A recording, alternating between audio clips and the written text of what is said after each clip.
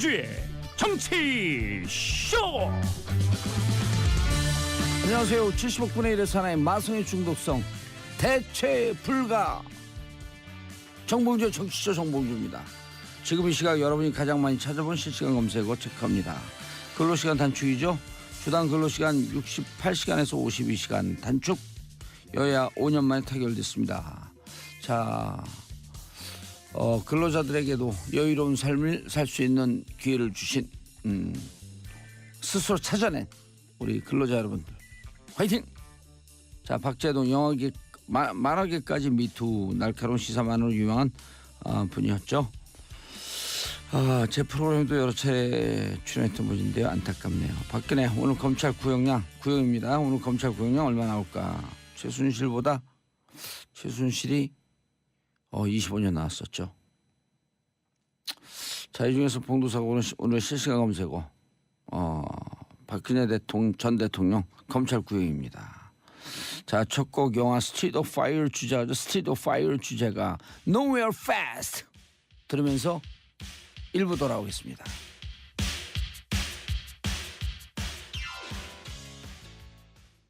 정봉주의 정치쇼 1부 순서 들어가겠습니다. 하영 한겨레 21 기자 뉴스 브리핑.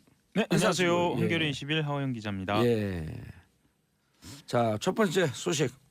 평창 올림픽 뒤에 평화 위한 전걸음입니다. 빠른 걸음이라는 것이죠. 빠른 걸음이죠. 예. 그 문재인 대통령이 직접 비핵화를 언급하고요. 그 비핵화 로드맵까지 제시한 것으로 알려졌죠. 김영철 예예. 통전부장에게. 예예. 어제는 정의용 청와대 국가안보실장이 직접 나서서 김영철 노동당 대남당당 부위원장과 그 로드맵에 대해서 좀 구체적으로 심도 있는 대화를 한 것으로 알려져 있습니다. 조금 이따 비핵화 로드맵에 대해서요. 예예. 예. 분위기가 언급이 돼서 관심을 좀 끄는데요. 청와대 핵심 관계자 같은 경우에는 김 부위원장이 진지하게 경청했다 이렇게 이야기하면서도요.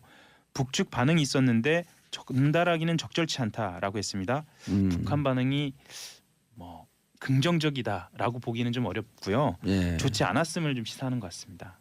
다만 북한 같은 경우에는 계속 대화할 의지를 밝히고 있기 때문에 뭐랄까요. 본인들이 요구하는 부분하고 본인들이 원하는 부분에 대해서는 분명히 밝히면서 그 의지를 밝히면서도 대화할 의지는 있다.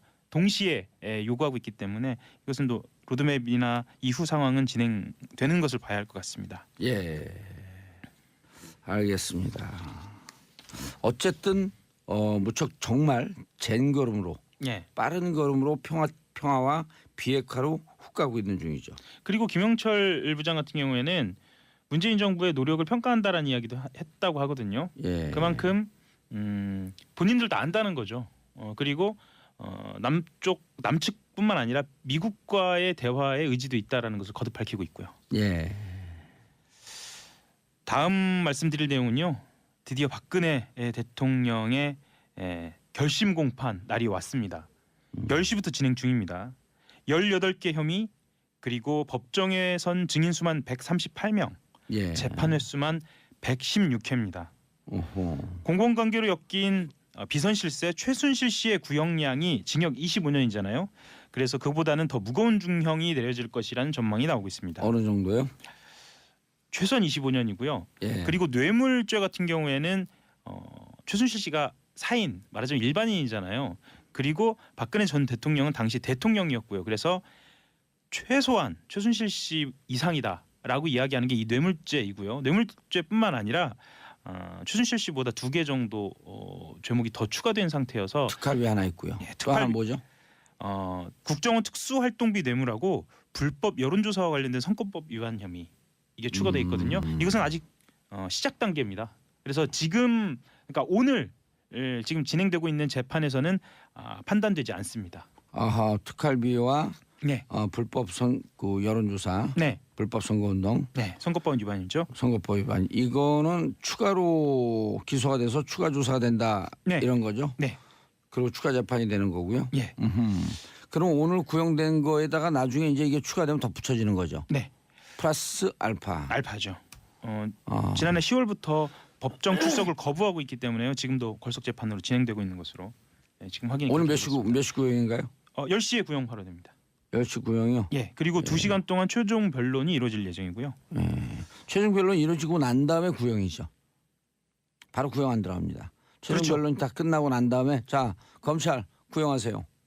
아니죠. 순서는요. 예. 그 검찰이 이 종합 의견을 밝히는 논고를 한 다음에 구형을 합니다. 그 다음에 구형 뒤에 변호인단이 최종 변론을 하고요. 아닌데 순서는 지금 그렇게 잡혀 그렇게 있습니다. 잡혔어요. 예, 예. 원래는 논구하고 네. 최후 진술하고 그다음 검찰이 구형하고 그렇게 되는 거 같은데 어쨌든 뭐 순서 예, 예, 예. 순서 중요하지 않으니까 오늘 다 이루어진다는 거죠. 네, 오늘 이루어집니다. 10시까지 다 끝날 것 같네요. 그러면. 네.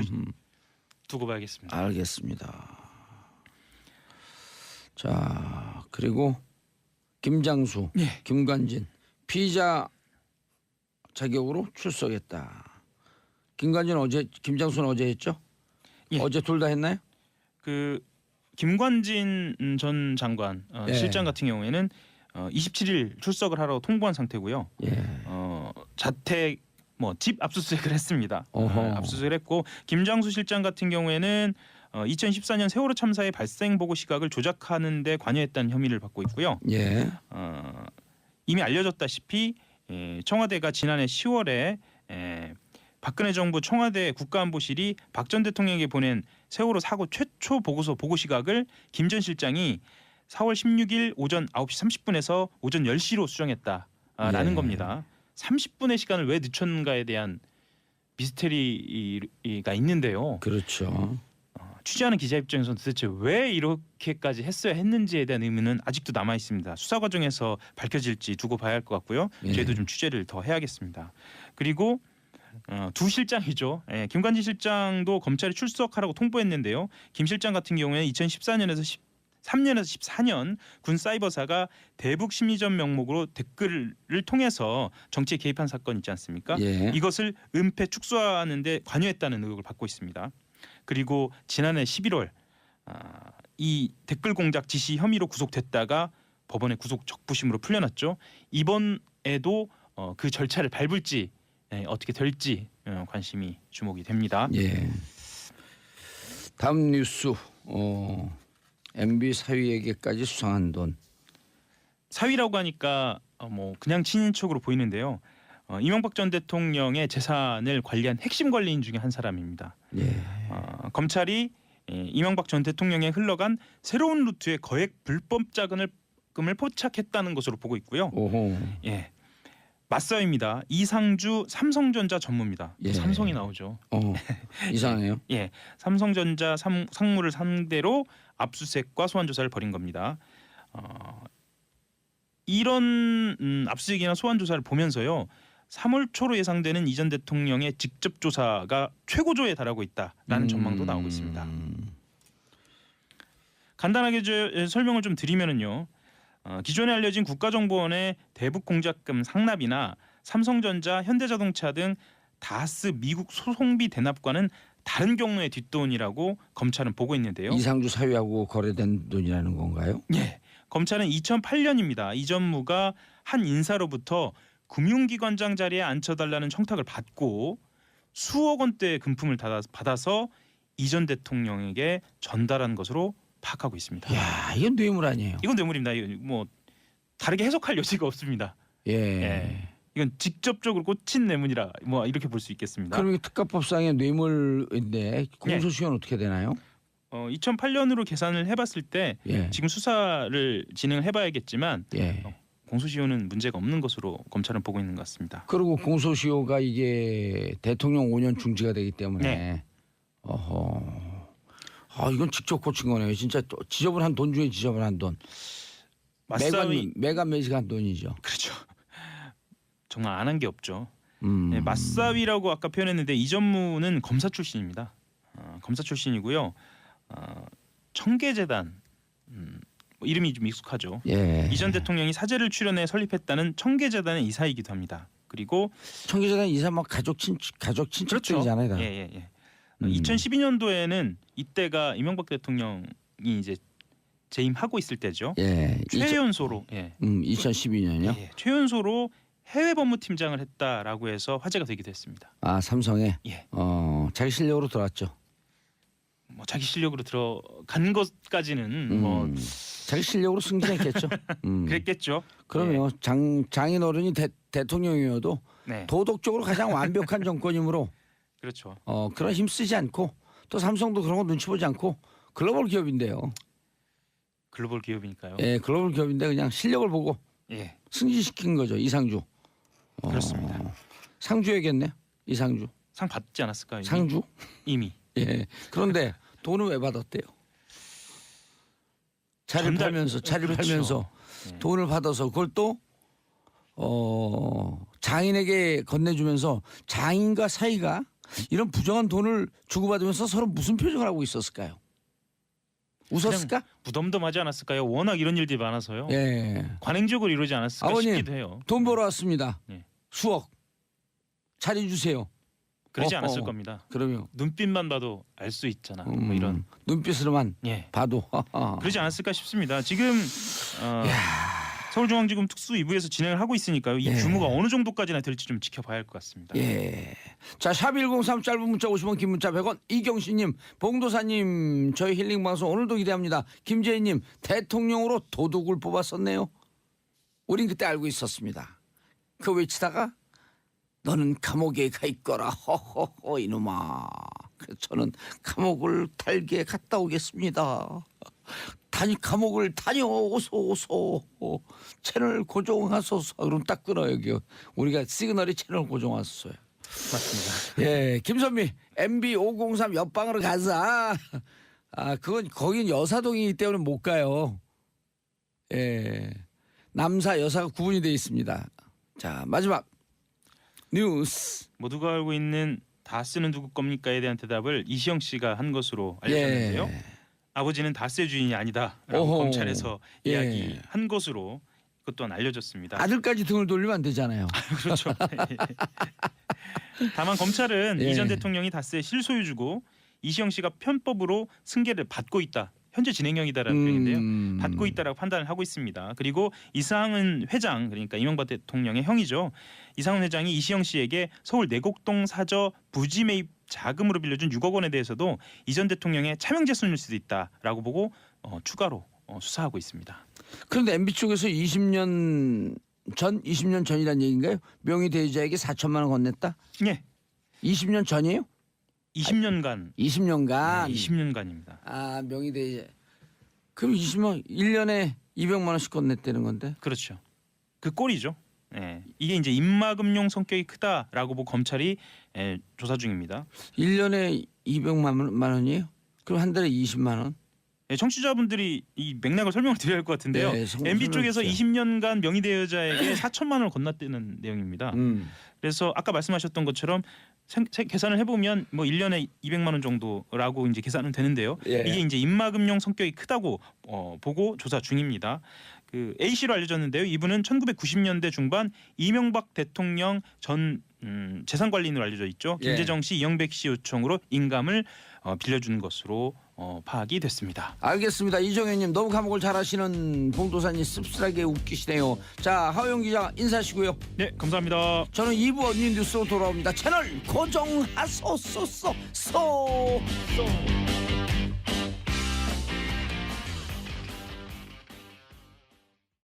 2부 언니 뉴스 여성의 시각 엄마 언니의 시선으로 뉴스를 고르고 분석해 드립니다. 언니 뉴스 3분 나와주셨다. 이거 지금 쓴 거예요 여기. 최민희 의원님. 안녕하세요. 예, 재판은 잘 진행되고 있죠. 언젠가요? 아, 네. 예. 잘하고 있습니다. 예. 얘기하기 곤란하시군요. 네, 재판에 관한 것은 하늘에 저는 뜨시다. 정치 재판이잖아요. 희생자이기 때문에. 예. 네. 그래서 저쪽에서 보기에는 민주당을 공격해야 하는 민주당의 대표적인 적폐. 적폐가 아니라 뭐라 그러죠? 이걸 적폐라 그러면 안 되는데 민주당의 대표적인 정체성. 내 주변에서 저를 적폐의 표적이 되었다 이렇게 얘기합니다. 적폐의 표적이 되었다. 예, 그게 맞네. 그래서 저는 미음 모 씨도 저 고발했고요. 네, 등등. 미음모 씨요? 네, 고 모 씨. 저요? 고모 씨 옆에 계신 고모 씨요? 지금 소개를 안 했네요? 예. 양지열 변호사님. 예, 안녕하세요. 오. 양지열입니다. 근데 예. 왜 어떻게 소개 안 한 줄 아냐면 노래를 안 했어. 그렇죠. 예, 양지열 변호사님. 예, 저는 빨리 넘어가시고 노래하셔야죠 이제. 예, 예. 아니 그 제가 어떤 사람 만났더니 술자석에서 양지열 변호사 정말 남자 목소리가 나와요. 그래. 저 이제 재미 없어요 이제. 아니, 지속적으로 해야 돼요. 아니 보이는 라디오 좀 홍보하세요. 보이는 라디오요? 예. 저 보이잖아요. 그러니까, 아우 정말 여자가 예쁘게 생겼어요. 자, 고란사의 중앙일보 이 네. 노래도 이제 오늘로써 마지막입니다. 네, 안녕하세요. 고란입니다. 예, 다음 주에 오늘- 저는 못 봐요. 그러게요, 아쉽습니다. 금요일로 I'll be fired. 나는 최고 될 것이다. 파이어도 그러면서 아니고 아비- 자발적 해고잖아요. 아비백인가요? 아니에요? 이 양반들이 해고됐다는데 좋아하는 거 봐. 안 좋아하는데. 자, 이경주님, 정치쇼는 제 태교와 육아의 동지예요. 정치도 쇼 통해서 우리의 일상생활이 결국은 정치라는 것을 알게 됐어요. 오. Very great. 좋습니다. 정치쇼로 모든- 태교를 하셨어요. 아, 그러면 모든 그 생활은 아이는 정치예요. 그 아이는 뭐가 될까? 왜 갑자기 걱정이 정치신동. 되지? 아니 정치신동. 왜요? 아니 그 아이는 대통령이 되는 거죠. 세계 대통령. 아, 대통령 이때 이 아이가 대통령이 될 시절에는 서로 안 한다 그럴 때. 아, 이거 무슨 말씀이세요? 어머 이게? 이경주님이 아니 부정적인 게 아니라 서로 좋은 안 거죠. 하려고 편히 살려고 그럴 때 내가 이 어려운 일을 자임하겠다. 이렇게 하고 대통령이 되는. 좋은 말씀이신 거예요. 이경주님 나중에 저희들 잘 부탁해요. 예. 아니 양언니 이마가 예뻐. 그래. 김선미님 양언니 이마가 예뻐요. 예. 오늘 제가 좀 많이 뒤집어졌네요. 아니 번쩍번쩍하지만 저기 뭐 이마에 뭐 이물질을 넣은 성형을 한 건 아닙니다. 아무것도 없습니다. 예. 타고난. 예. 어떻게 하면 저렇게 녹용이 반짝일까? 녹용을 많이 드시면 돼요. 예, 부친께서 한의사시잖아요. 어렸을 때부터 녹용을 이거 그 사슴이 아니라 뭐지? 첫 번째 뉴스 하시죠. 인삼을 잘라갖고 깍두기를 드시고. 제가 그냥 할까요? 예, 네, 그렇게 네, 하시는 게 네. 나을 것 같아요. 자, 네. 첫 번째 뉴스 자유한국당 간만에 떨떨떨 뭉쳤다. 네, 자유한국당이 똘똘 뭉쳤을 뿐만 아니라 거리로 나섰습니다. 그리고 대교를 지키며 예, 밤새 농성까지 하시고 예, 종북몰이를 했다는 비난도 있었지만 쓰레기를 많이 남기고 예, 해산했다는 소식입니다. 그 쓰레기가 굉장히 많은 분들에게 아주 인상적인 어. 그런 장면인 것 진짜 같아요. 쓰레기를 남겨놓고 그냥 치우지 그게- 않고 그냥 갔어요?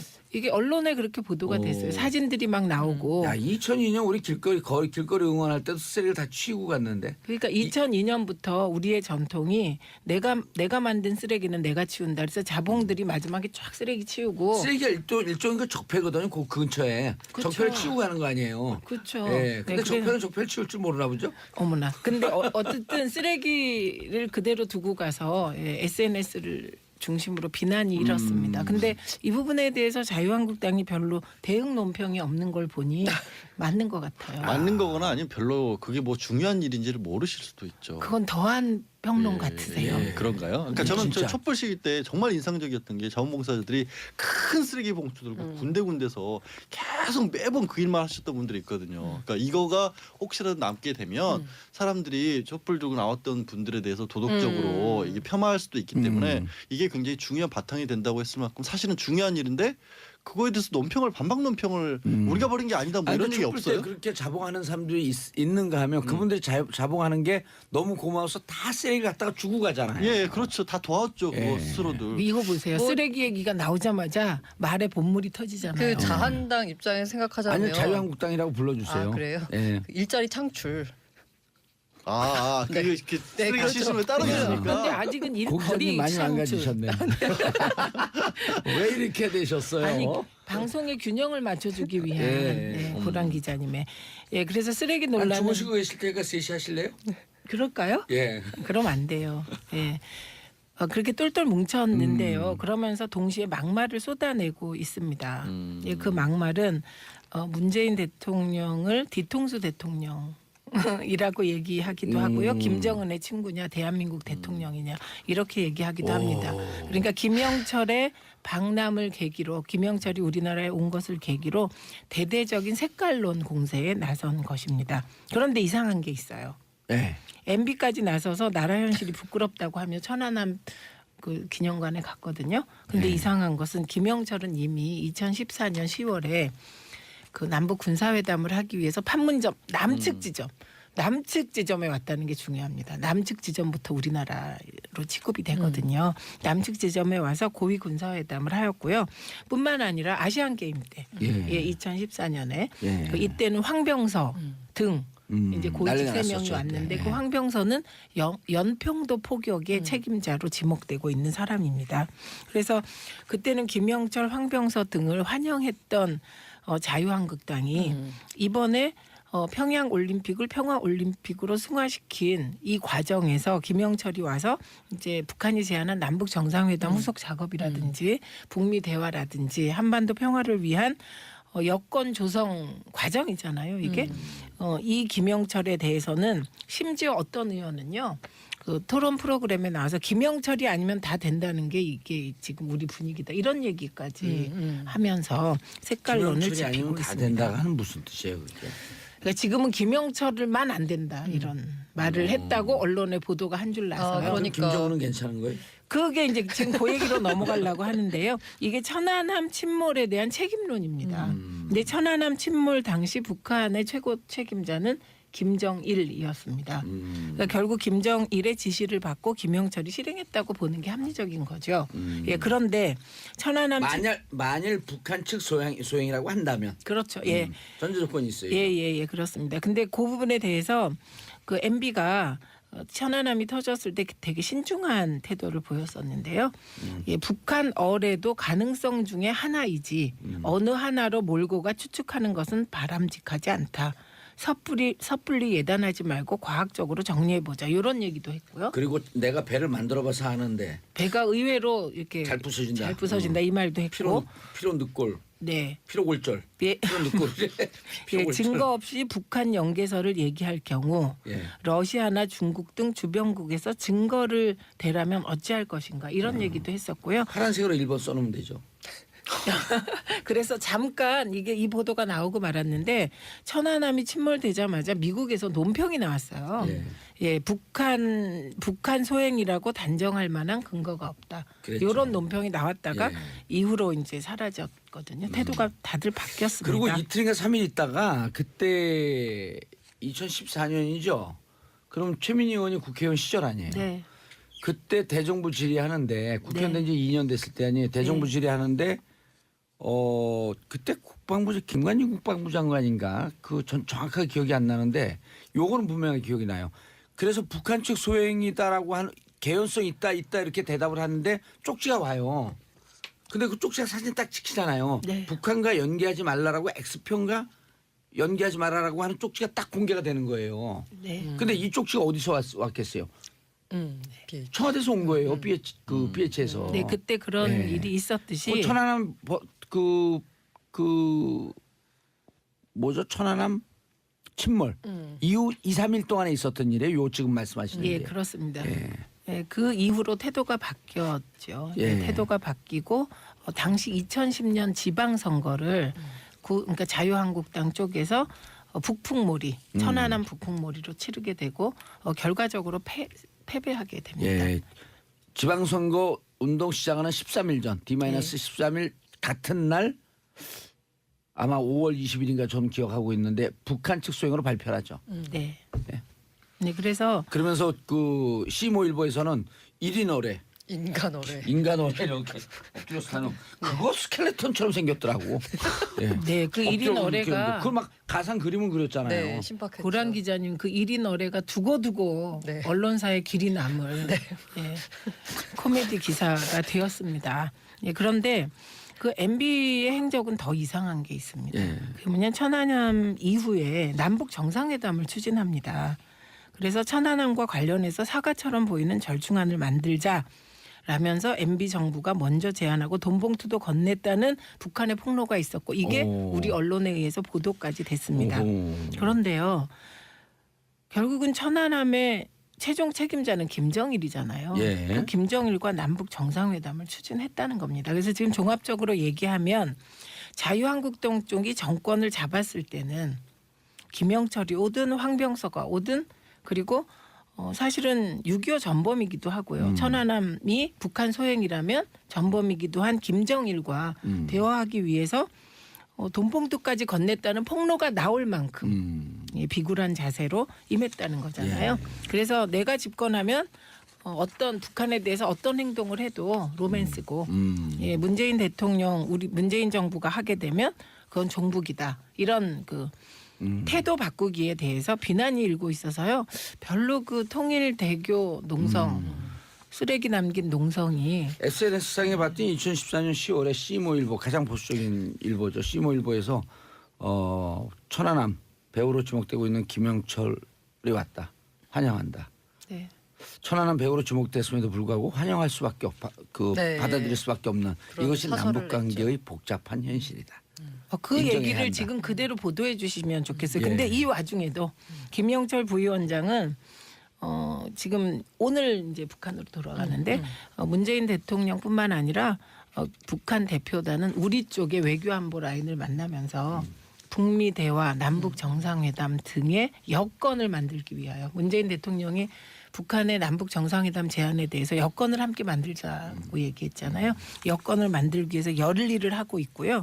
그리고 문재인 대통령은 북한의 비핵화 2단계를 구체적으로 김영철에게 제안했다고 합니다. 그래서 야당 지도자들께서 문재인 대통령이 비핵화를 김영철 앞에서 언급 못한다 운운하면서 비난한 것은 그 역시 핀트가 안 맞은 것으로 지금 또 되었습니다. 그러겠죠. 이제 우리가 비핵화 언급하지 않는다고 비난하니까 깜짝 놀라서 언급했다 또 그러지 않을까? 그러면 너무 좋은 대통령이죠. 야당 지도자가 제안하는 걸 즉시 소통으로 즉시 받아서 예. 하니까. 그리고 실질적으로 약간 트럼프식이네 그거는. 실질적으로 우리가 비핵화를 우리가 다 만들었다. 통일대교에 누워서. 자유한국당에서는 그렇게 얘기를 하더라고요. 이제 뭐 저도 이제 그냥 균형 차원에서 그쪽에 뭐라고 말씀을 하냐면 그때는 적장으로서 판문점에서 군사회담을 하는 상황이었기 때문에 맞아서 회담을 할 수 있는 대표성을 인정할 수 있다. 근데 이번에는 와서 좋은 호텔에서 묵고 손님으로서 접대하면서 뭐 비싼 밥 먹이고 뭐 귀한 KTX 태워서 다 보여줄 거 이렇게 대접할 상황은 아니지 않느냐. 뭐 남북 정상회담 혹은 북미 대화를 위해서 북한에서 정식으로 그 평창 올림픽에 온 대표단이에요. 그러니까 이제 그 참 얘기는 희한한- 자유한국당에서 그렇게 얘기를 하셔서 그럼 저도 그렇게는 여쭤보지 못했는데 그럼 어디서 재우고 뭘 먹여야지. 그러면 정답. 참고로요. 이런 사람 왔을 때 남북 관계 안보를 위해서 특활비 이럴 때 쓰는 거예요. 옷 살 때 쓰는 게 아니고요. 그렇죠. 주사 맞을 때 쓰는 게 아니고요. 하여튼 그러니까 그것밖에는 사실은 자유한국당 측에서도 예. 대응 논리가 없다라는 반증인 거죠. 딱히 사실은 앞뒤를 바꿀 만한 이유가 없는데 바꾼 거니까 좀 궁색하니까 겨우 찾아낸 게 그때 우리는 밥은 안 먹였다라는 거죠. 아 근데요 왜 그런지는 알 것 같아요. 밥은 안 먹였대요? 왜 그렇게 아니 밥을 한 끼도 안 먹고 갔으면 그건 정말 동방예의지국인 우리나라하고는 안 맞는 정서인데 저는 자유한국당이 왜 저렇게 하는지는 알 것 같아요.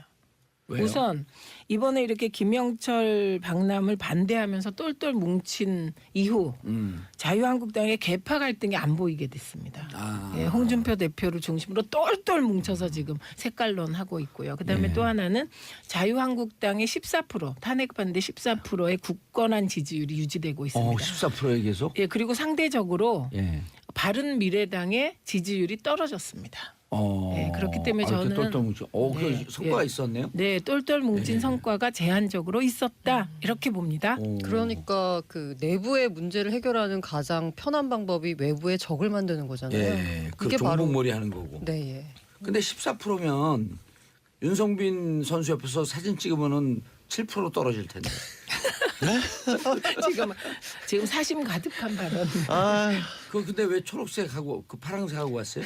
민주당이에요? 저는 이 파란색이 제 트레이드 마크고 어렸을 아. 때부터 잘 어울렸어요. 파란색. 요 색깔이 아마 황제의 색깔일걸요. 요 파란색이. 예. 어머나. 저는 빨간색을 좋아했는데 빨간색이 다른 데가 있어 혹시 가져오지도 못하고. 네, 저도 큰일이네요. 그렇습니다. 자, 5564님. 저는 울산에 사는 60세 주부입니다. 미니 씨 목소리만 들어도 든든합니다. 여기서 미니 씨는 최미니 씨를 얘기하는 거겠죠? 네. 다음 이슈 MB 정부가 롯데월드 시나리오를 짰다. 양변호 사님 실제 문서가 나왔다고요? 그러니까 이 제2롯데월드 555m를 세울 수 있느냐 마느냐가 예. 사실 한 20년 가까이 롯데의 수건 사업 아니었습니까? 그랬죠. 근데 2008년도 2009년도에 갑작스럽게 이명박 정부 들어서 확 뚫려버린 거예요. 아하. 이게 뭐가 있는 게 아니냐 다들 어허. 궁금해했었는데 예. 있었어요. 충격적으로 문건이 나온 겁니다. 아이고 박범계 의원 축하합니다. 지난 2017년 국정감사에서 롯데월드 갖고 물건 늘어지라고 아주 고생을 했어요. 그러게요. 이거 빨리 좀 찾으셨으면 왜냐하면 이게 박범계 의원 전화로 연결 한번 할까요? 전화 연결 한번 해주세요. 축하합니다. 뚝 끊게. 청와대 국방비서관실 당시에 청와대 국방비서관실에서 예. 2008년 12월이죠. 집권하고 한 1년 정도 됐었을 때 문건을 만들었고 이게 국가기록원에 넘어가 있는 거가 이번에 발견이 돼서 가지고 나와서 SBS에서 단독 보도를 한 겁니다. 뭐냐면 3단계로 계획을 짰어요. 비공식적으로 롯데 측하고 협의를 하고 어허. 그다음에 이게 계속해서 안 받아들여졌잖아요. 이게 신청가 롯데월드 부지 신청이 그걸 반려한 거를 재심을 서울시에 청구를 하고 그 다음에 이거를 서울시와 협의를 해서 결정을 내줘라라고 했고 그 일정대로 시나리오대로 착착착착 진행이 됐고요. 예. 심지어 이 문건 내용을 보면 이게 우리가 롯데와 먼저 협의를 했다는 사실이 언론에 알려지게 되면 반발을 할 수가 있으니까 6개월 뒤에 발표를 하되 그 사실이 알려지지 않도록 주의해라는 내용까지 들어있다라는 거죠. 그러니까 청와대가 제2롯데월드를 세워주기 위해서 모든 계획을 다 짜고 롯데를 불러다가 그대로 이대로 하면 돼라고 한 근데 겁니다. 왜요? 그리고 이게 만약에 예. 그런 게 불법적 요소가 있으면은 6개월 뒤에 밝히는데 조심해라라고 하는 것은 증거 인멸의 의도가 있는 거 아니 아니에요? 이게 애초에 만들 때부터 그렇게 한 거예요. 그러면서 이제 더 재미 모르게 표현을 어떻게 해야 될지 모르겠는데 청와대를 롯데로 옮기고 싶었었나? 지금 이게 뷰가 좋은 모양이에요.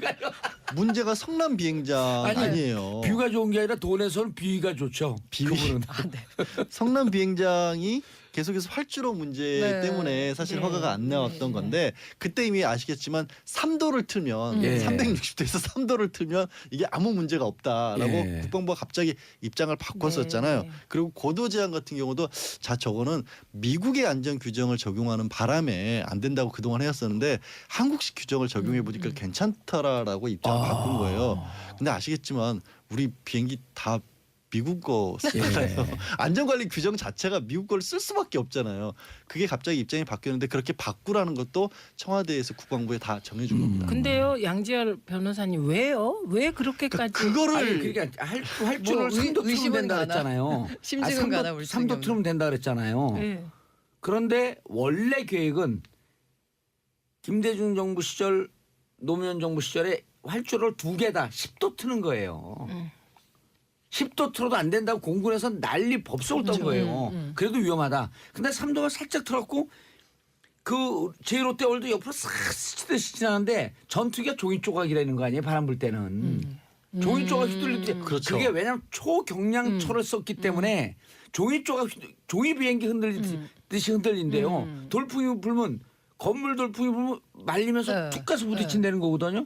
그래서 10도라고 멀리 하는데 3도만 싹 틀면서 이때 세이빙되는 돈이 조 단위가 넘는 건 되는 거 아니에요. 그럼 우리 또 각하의 반띵 정신 세이빙했으면 저축을 했으면 헌납을 해라.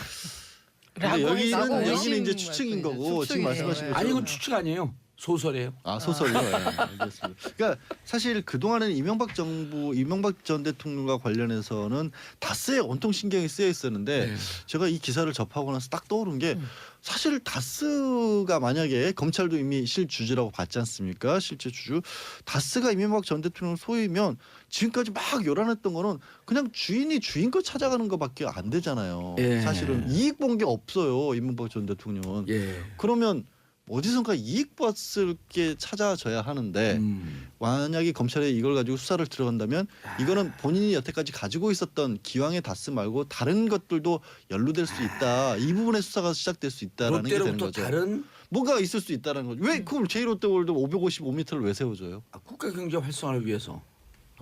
그러니까 그 국가 경제 활성화를 위해서 급속도로 굉장히 내라. 당연하다는 듯이 네. 말씀을 하시네요. 아니 그래서 우리가 보통 이제 성동격서라 그러잖아요. 네. 동쪽에서 빡 북을 올리면서 서쪽을 공격하는 건데 이게 보니까 그 MB는 다동로서야.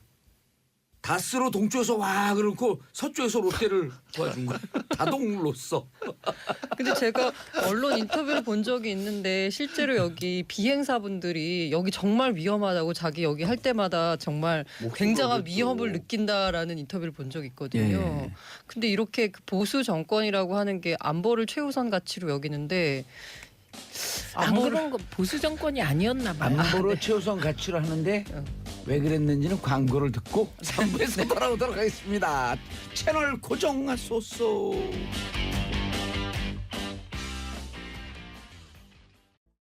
정봉재 정치쇼 3부 순서 들어가겠습니다. 언니 뉴스 최민희 의원님, 양지열 변호사님, 중앙일보 고란 기자님 함께하고 계십니다. 자, 8066님 안보로 최우선으로 하는 정부가 아니고 돈 챙기는 걸 최우선으로 하는 정부였던 건가요? 보수가 아니라 돈수예요. 샵 1035 짧은 문자 50원 긴 문자 100원 문자 보내주시기 바라겠습니다. 조민정님 양언니 예쁘다는 말에 곧바로 보는 라디오 키려고요. 켰는지 안 켰는지 아직 문자가 오지 않고 있습니다. 조민정님 팩트 체크 켰는지 안 켰는지. 놀라서 지금 안 들어오시고 라디오를 끄셨을 거예요 아마. 예, 예쁘다는 말이야. 라디오 보는 라디오 딱 켰다가 자, 문재인 대통령도 미투를 지지했다. 예, 어제 오후에 청와대에서 수석 보좌관 회의를 주재한 자리에서 말씀하셨는데요. 미투 운동을 무겁게 받아들인다. 피해 사실을 폭로한 피해자들의 용기에 경의를 표하며 미투 운동을 적극 지지한다. 여기에 또 우선 사법당국은 피해자들의 용기 있는 행동에 호응해서 적극적으로 수사에 나서야 할 것이다. 수사 가이드라인을 주셨네요. 피해자의 폭로가 있는 경우 형사고소 의사를 확인하고 친고죄 조항이 삭제된 2010년 6월 이후 사건은 피해자의 고소가 없더라도 적극적인 수사를 당부한다라고 말씀하셨거든요. 몇 년 이후에? 2013년 6월 이후입니다. 그때가 이제 친고죄가 네, 폐지가 된 폐지됐어요. 거죠.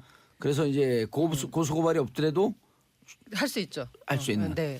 이게 의미가 있는 게 뭐냐면 뭐 일부에서 약간 논란이 있었거든요. 이 미투 운동을 뭐 그 어떤 이렇게 공작의 관점에서 보면 정쟁의 수단으로 삼을 우려가 있다라고 해서 뭐 이렇게 뭐 여러 진영에서 막 여러 가지 말들이 오갔는데 이걸 한마디로 정리했죠. 야, 쓸데없고 미투 운동 무조건 지지.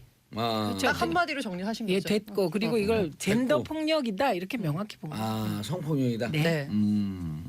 이게 어쨌든 이 지금 나오는 미투 운동의 바탕에는 강자가 약자를 성적으로 억압하거나 약자를 상대로 쉽게 폭력을 휘두르는 사회의 구조적인 문제다라고 예. 딱 정리를 하셨죠. 양 변호사님 지난번에도 우리 잠깐 다뤘는데 2010년에 미성년자가 폭행, 성추행을 당했을 경우에는 성인이 된 이후서부터 공소시효가 시작된다라고 하는 걸 한번 잠깐 얘기한 적이 있거든요. 그것과 2013년 6월 친고죄 폐지된 거 두 개를 묶어갖고 간단하게 설명해 주시죠. 뉴스 브리핑 1분 브리핑. 그러니까 고소 기간을 계산할 때 예. 고소를 할 수 있을 때부터 6개월을 계산을 하거든요. 근데 미성년자 같은 경우는 성년자가 돼야 고소를 할 수 있다고 보기 때문에 예. 나이가 좀 많이 어렸더라면 고소 기간이 도가지 않았을 가능성도 있다라는 말씀 아마 하신 것 같고요.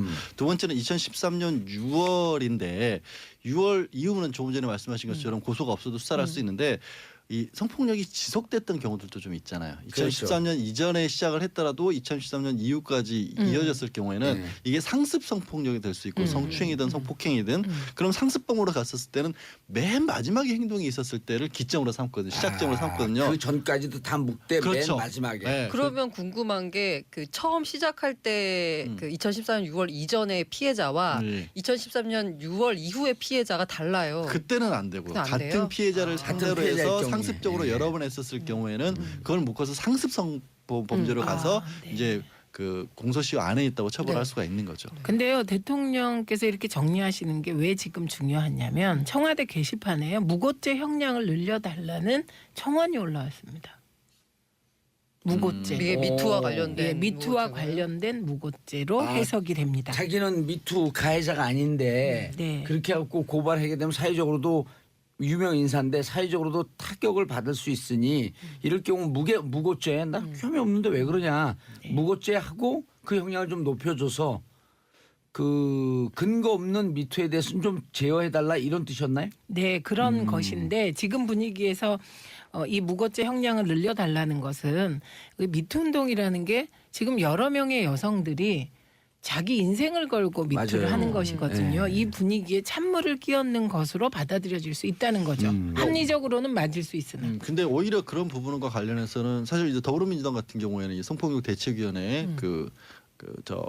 TF에서는 명예훼손 같은 경우도 차라리 바꿔서 지금 큰 걸림돌 중에 하나가 우리나라만 자기가 겪었던 일 실제로 겪은 일을 폭로를 해도 가해자의 이름을 밝히면 명예훼손으로 되거든요. 우리는 아직도. 그래서 그 부분도 오히려 고쳐야 된다. 법조계에서도 옛날부터 지적했던 부분이긴 해요. 왜 내가 실제로 이 성적으로 범죄를 당했는데 이거를 폭로하는 게 이 가해자의 명예훼손이냐. 이게 문제가 뭐냐면 이걸 가지고 형사고소를 하게 되면 서로 같이 막 왔다 갔다 하는 거예요. 피해자인데도 수사를 받는 거예요. 진흙탕 싸움 그럼 되면서 진흙탕 싸움이 되는 거죠. 이게 그 진위가 밝혀지지 않는 그럼 거죠. 힘들어지니까라도 포기를 하게 만드는 구조가 있거든요. 그러니까 그런 부분들을 없애기 위해서라도 오히려 무거운 문제가 아니라 명예훼손 부분을 해결을 하지 않으면 지금 이제 안태근 전 검사장 사건을 폭로했던 검사 같은 경우에도 나도 검사지만 나도 명예훼손이 걱정된다는 얘기를 할 정도거든요. 그러니까 이 아까 무고죄 문제도 그렇고 지금 이 미투 운동이 공작의 대상이 될 수 있다라고 하는 이 프레임이나 이 우려 자체도 그렇고 이게 미투라고 그냥 자기 인생을 걸고 얘기하면 되는데 내가 말하는 게 행위 자체가 아니라 말하는 것 자체가 뭔가의 수단이 될 수 있고 혹은 오해를 받을 수 있고 이것까지 염려를 하면서 고백을 해야 되는 거잖아요. 그렇죠. 고백할 때는 그냥 피해 받은 것만 네. 고백하면 되지. 근데 이것 때문에 내가 혹시 뭐라고 오해받지 않을 수 있을까? 혹시 저 사람에 대한 나의 사적인 뭐 보복으로 뭐 될 수 있지 않을까? 라고 그것까지 걱정하면서 미투를 해야 되는 거예요. 그러면 그런 분위기가 여태까지 있었으니까 사실은 다들 입들을 못 열었다가 이제 겨우 이제 쏟아져 나오는 거 아닙니까? 그건 제도적으로 뒷받침을 해줘야죠. 제 네. 그래서 그 아까 안태근 전 검사 얘기 나왔었는데 이분이 어제 수사를 받으셨는데요. 조사를 받았는데 혐의가 두 가지인데 하나가 2010년에 성추행, 그 서지현 검사 성추행한 거, 하나가 이게 직권남용, 보복성 인사를 했다는 건데 말씀하신 대로 이게 2010년에 벌어진 일이라서 신고죄 조항이 있었던 2013년 6월에 벌어진 일이잖아요. 그래서 안 된다고. 그러니까 이건 정확하게는 성추행 관련 부분은 혐의라고 부를 수가 없어요. 더 이상 처벌할 수가 없기 때문에 이와 관련돼서는 피의자 신분도 아니고요. 네. 혐의는 어디까지나 2014년 15년 경우에 직권남용으로 네, 인사 예, 불이익을 인사 줬느냐만 가지고 강제 수사를 하지만 그러나 조사단에서는 이 부분은 국민적인 어떤 관심 사안이기도 하고 단순한 관심을 넘어서 공익적 측면에서도 진상은 밝히겠다고 했습니다. 처벌을 못 하더라도. 그러니까요. 처벌할 수 있는 거는 직권남용 혐의밖에 안 된다고 해서 좀 안타깝죠. 그래서 아까 말씀드린 대로 이게 피해자가 내가 피해 당한 걸 고백을 해야 되는데 그로 인한 오해까지 걱정을 하면서 해야 되는 상황. 이에 대해서 김여진 배우께서 아주 속 시원히 한마디 하셨죠. 공작 같은 소리나 음해 같은 소리 하지 마시고 지금이라도 미트, 위두유 하세요라고 딱 한마디를 하셨거든요. 그러니까 이거 명예훼손이 실제로 우려가 되면 이게 민사로 바꾸면 되거든요. 그러니까 민사로 가면 내가 명예훼손을 당해서 손해를 봤다라는 것을 봤다고 주장하는 사람이 입증을 해야 되는 거예요. 근데 형사일 때와 차이가 뭐냐면 형사일 때는 그냥 폭로를 하잖아요. 그럼 폭로를 한 사람이 폭로한 내용이 그냥 그대로 고소는 범죄 사실이 돼버리는 거예요. 그러니까 입증할 책임이 확 바뀌는 거예요. 그래서 이 민사로 가는 것만으로도 피해자들은 사실은 폭로하는데 큰 이익을 보는 겁니다. 법정에서 싸우는 게 완전히 달라져요. 예. 명예훼손에 관한 부분은 뭐 이렇게 법령을 개정한다거나 이런 움직임은 없나요? 법령 개정을 하자고 예전부터 했었는데 네. 이게 안 되는 이유가 네. 정권 권력 차원이었어요. 지난 정권에서도 생각해 보면 어떻게 보면은 뭐 그 고위 공직자들이 뭔가 잘못한 부분을 가지고 얘기를 해도 처벌은 안 되지만 결국 검찰이 제3자들 뭐 시민단체 이름으로 고발을 하면 검찰이 수사에 나서잖아요. 일단 검찰이 수사에 나서면 재판에서 무죄가 될 줄 뻔히 알아요. 왜? 공직자들은 대상 자체가 안 되거든요. 하지만 그거 2년 3년 수사받고 재판 받아봐요. 그 진이 사이에 나빠지죠. 완전히 아무것도 못하게 되거든요. 근데 진짜 성추행과 관련해서는 박근혜 대통령이 방미했을 때 최초 방미했을 때 성추행 사건이 터졌잖아요. 수행단에서. 예. 네, 그런데 그게 흐지부지 유야무야 이렇게 되면서 억울한 피해자처럼 이렇게 돼버리는 거. 그것도 요즘 또 막 칼럼 쓰면서 막 활동을 해요.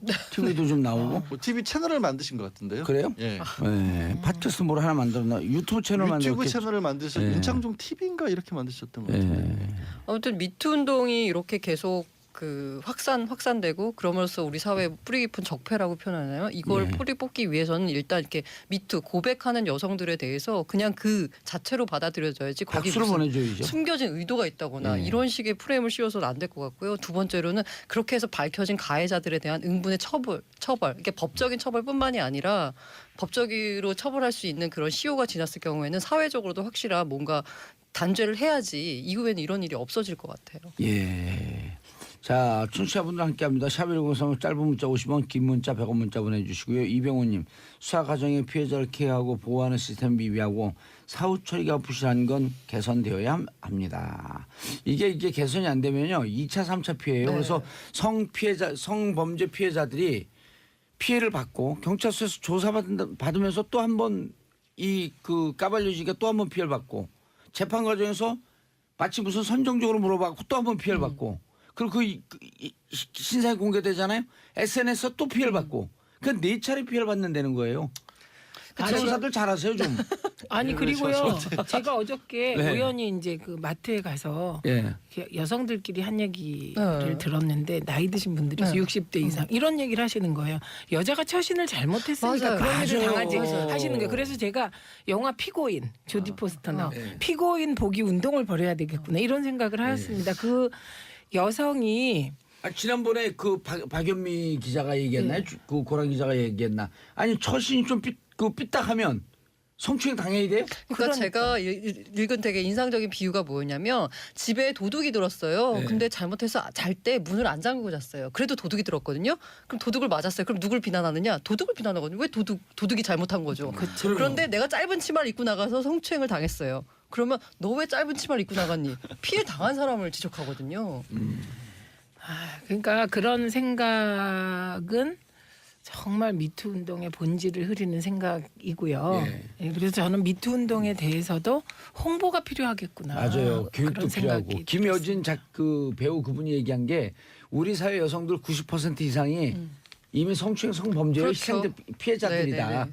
그 정도로 남성들이 성 감수성 이런 거에 대해서 좀 더 개선되어야 할 필요가 있다라고 하는 것을 웅변적으로 말씀하신 것 같아요. 네, 일상적으로 벌어지죠. 그러니까 우연히 그 여성들한테 그냥 어깨 이렇게 칠 때도 있는데 그냥 어깨 칠 때가 아니라 이렇게 감싸 안는 분들도 계시고요. 예. 그건 그냥 버릇으로. 아하. 그다음에 얘기할 때 특히 허벅지를 막 치는 분들 이런 거 사실은 여성들 다 불쾌한. 그렇죠. 저는 이런 일 저도 많이 당했고요. 이제 불쾌한데 이게 그런데 그걸 표현하면 맞아요. 뭘 오버하는 거 아니야? 그렇지. 왜 이렇게 별나? 라고 이렇게 하는 이 시선 때문에 말을 못 하고 있었을 뿐이지 불쾌하거든요. 예. 이제 좀 불쾌하죠. 자각하셨으면 최민희 의원님, 합니다. 네. 우리 그 여기 작곡가래요. 청취자분 문자 온 거 읽어주세요. 예, 나등남 어머님 우리 애청자신데요. 지금 봉도사님 자세 아주 좋다고 하십니다. 아 삐딱하게 앉아 여기 있는 대로 읽어주세요. 왜 왜곡을 아니 해요? 근데 지금 안 삐딱한데 아니, 어떻게? 아까. 아까 봉도사가 이렇게 앉아 있었죠 이렇게. 지금 예 삐딱하게 앉아 있는데 엉덩이를 등받이에 붙여 바르게 앉아 보세요. 지금 바르게. 아니, 잘했어요. 엉덩이를 의자에 바르게. 예, 엉덩이를 의자 이렇게 딱 바르게. 예. 근데 기본적으로 학교 다닐 때 모범생이 아니어서 갖고 이게 불가능해 이렇게 삐딱하게 앉아 있어 이게 편하고. 네. 그 국회 본초에 가면 의원들 앉는 거 보면요 살아온 인생이 다 보여요. 그렇죠. 정자세로 이렇게 저처럼 정자세로 앉아 있는 사람은 모범생. 정자세로 계속 앉아 계시네. 근데 대부분 의원들이 누구 앉아 있어? 걸터갖고. 배불러서 그런 거 아닐까요? 네? 배불르셔고. 예.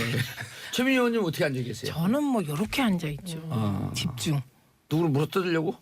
그건 아니고요. 그러니까 뭔가 집중하게 되면 자세가 이렇게 되는 것 같아요. 왜냐하면 그 국회 본회의장이나 네. 예결위 회의장이나 상임위 회의장은 학습의 공간이에요. 예. 네. 알겠습니다. 청와대 청원 게시판 인민재판소가 되고 있다 무슨 말씀인가요?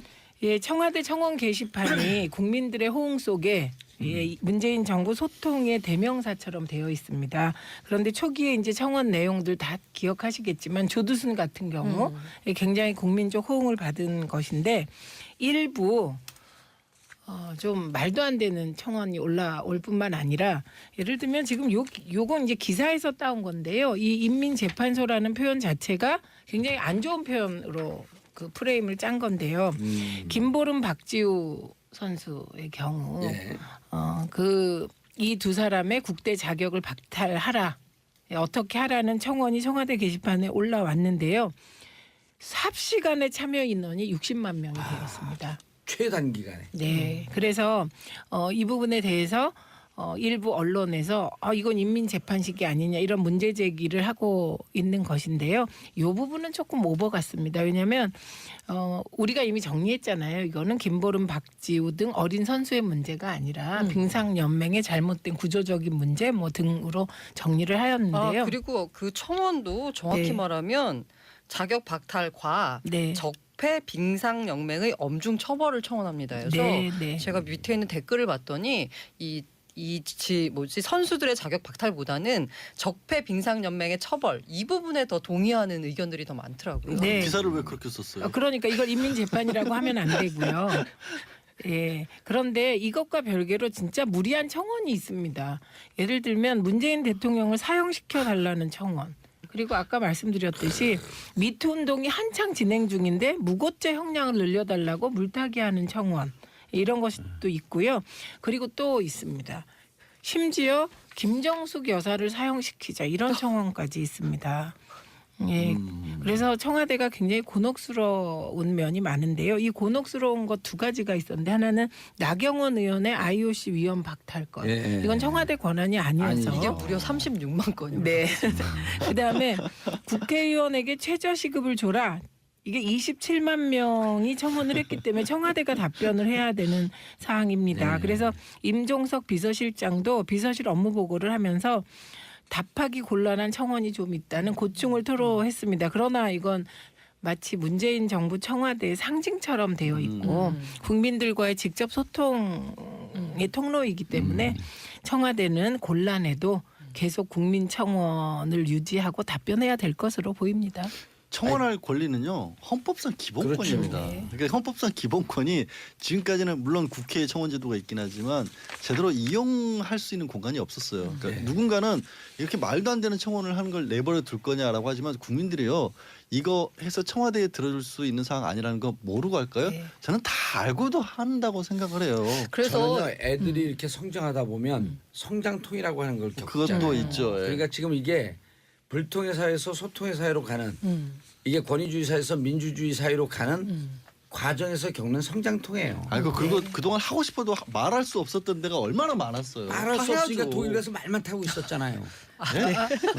그래서 결국은 이 국민청원이 때로 무리한 것도 있고 뭐 그렇겠지만 꾸준히 유지하면 결국 이제 소통의 정부로 아니 그래서 그리고요.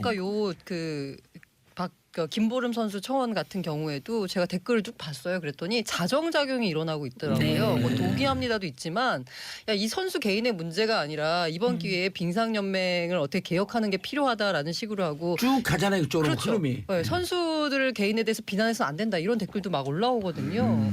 그리고 그때- 거기에서 네. 토론이 일어나요. 우당탕탕 논쟁을 하면서 토론이 일어나고 또 네. 하나는 나는 청와대 입장에서는 좀 그 임종석 실장도 좀 힘들다고 하긴 했지만 100% 동의하는데 이게 민심이구나 하는 민심을 읽는 척도가 여기서 나오는 거예요. 그렇죠. 김보름 박지우 국대 자격 박탈해 주세요.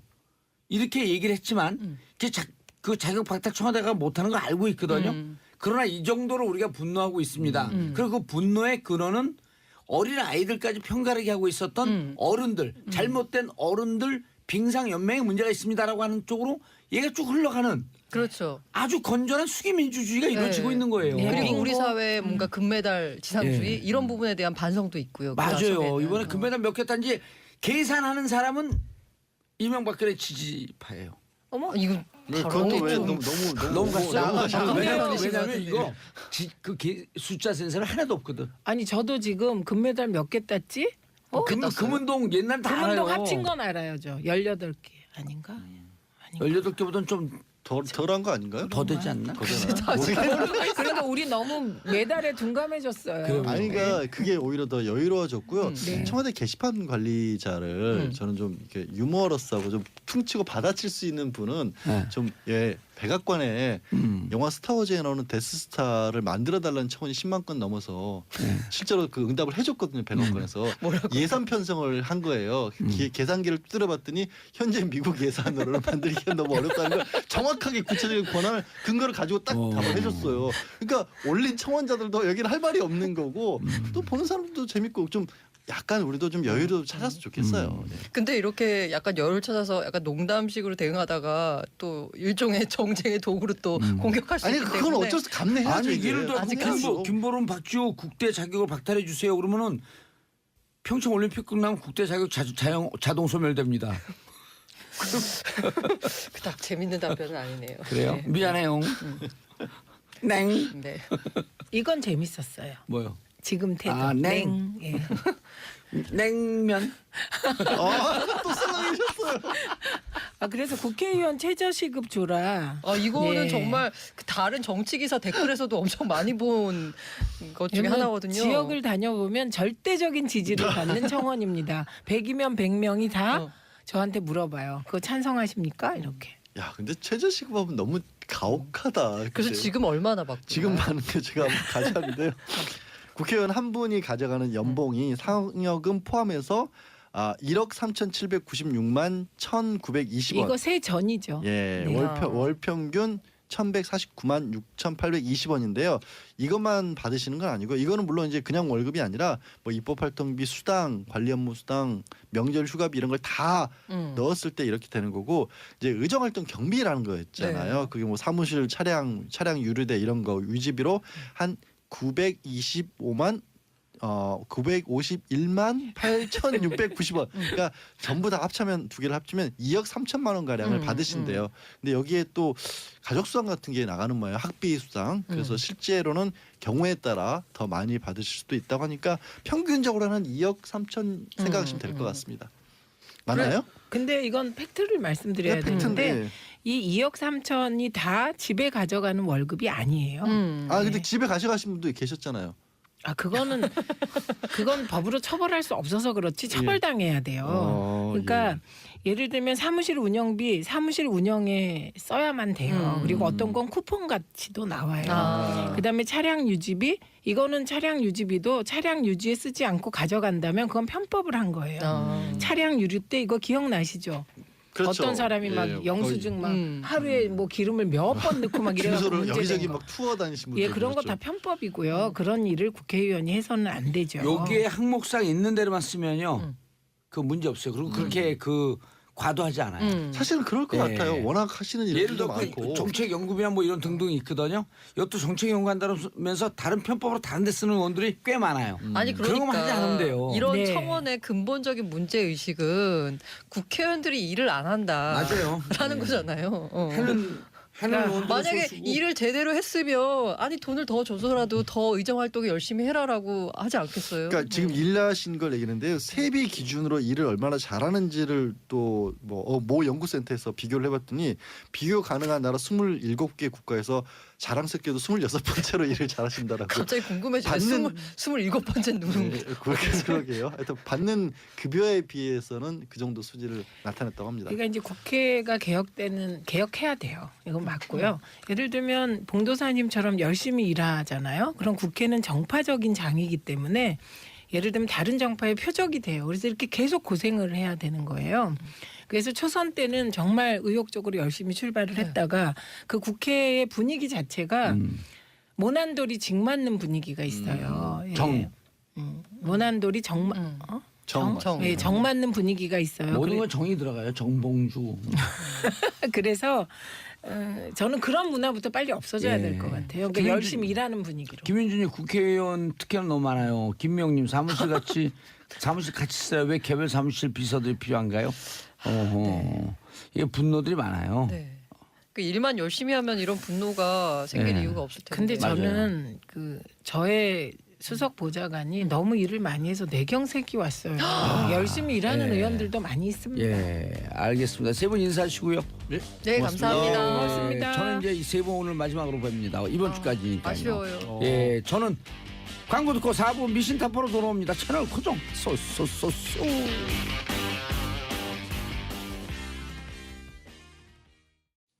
정봉주의 정치쇼 4부 순서 들어가겠습니다. 여의도 미신타파. 뉴스의 이면을 파헤치는 여의도 미신타파죠. 심리분석의 달인 정신과 전문의 최명기 원장님. 네, 최명기입니다. 문화비평, 시대비평, 뭐든지 비평, 모두가기 비평, 경희대 이태광 교수님. 네, 반갑습니다. 예. 자, 이태광 교수님 오늘은 뭘 후벼볼까요?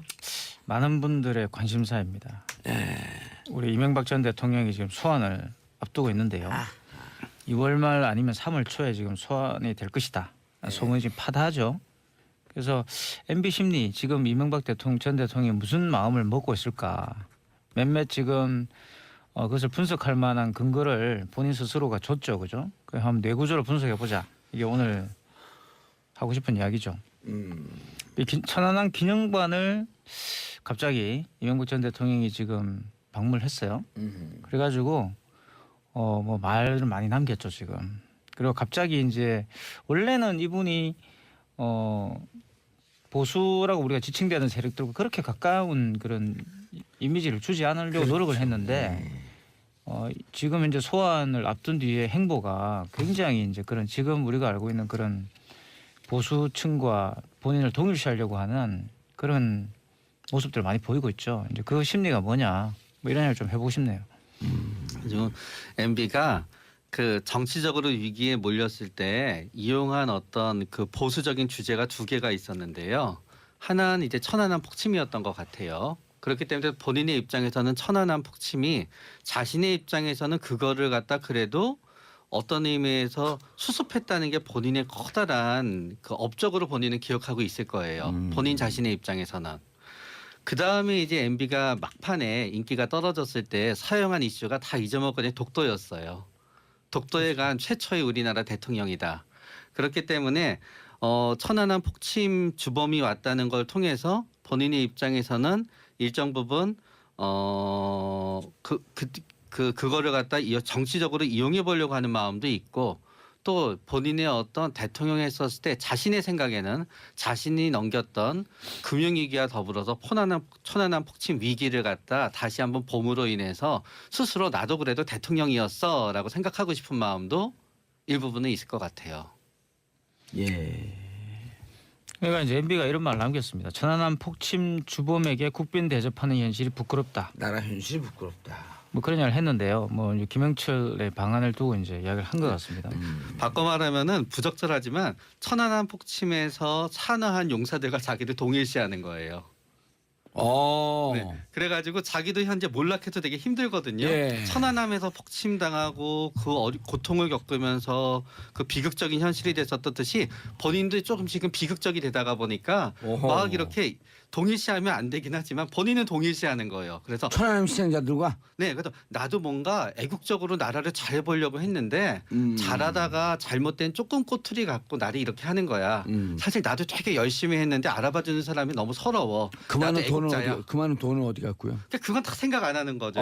본인을 굉장히 애국자로 생각하게 되면서 이 애국자와 동일시하면서 스스로 용기를 얻는 거예요. 아니, 그 원장님 네. 자기한테 유리한 것만 기억하고 그것만 해석하는 그 뇌의 증상은 무슨 증상이에요? 그거를 굉장히 어려운 용어인데요. 예. 자기 확신 편증이라 그래요. 자기 확신 편중 안 그런- 어려운 건데 우리 많이 쓰는 거 아니에요? 그럼 또 다른 어려운 용어를 해볼게요. 예. 자기 봉사 편증.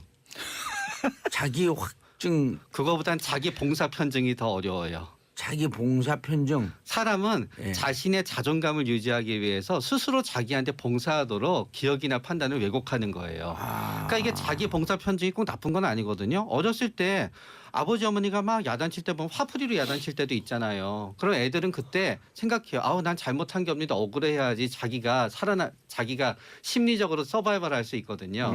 그러나 그게 지나친 사람은 나이가 들어서도 자기 봉사 편증이 계속 가는 거예요. 그런데 우리 MB라 그러면 안 되는구나.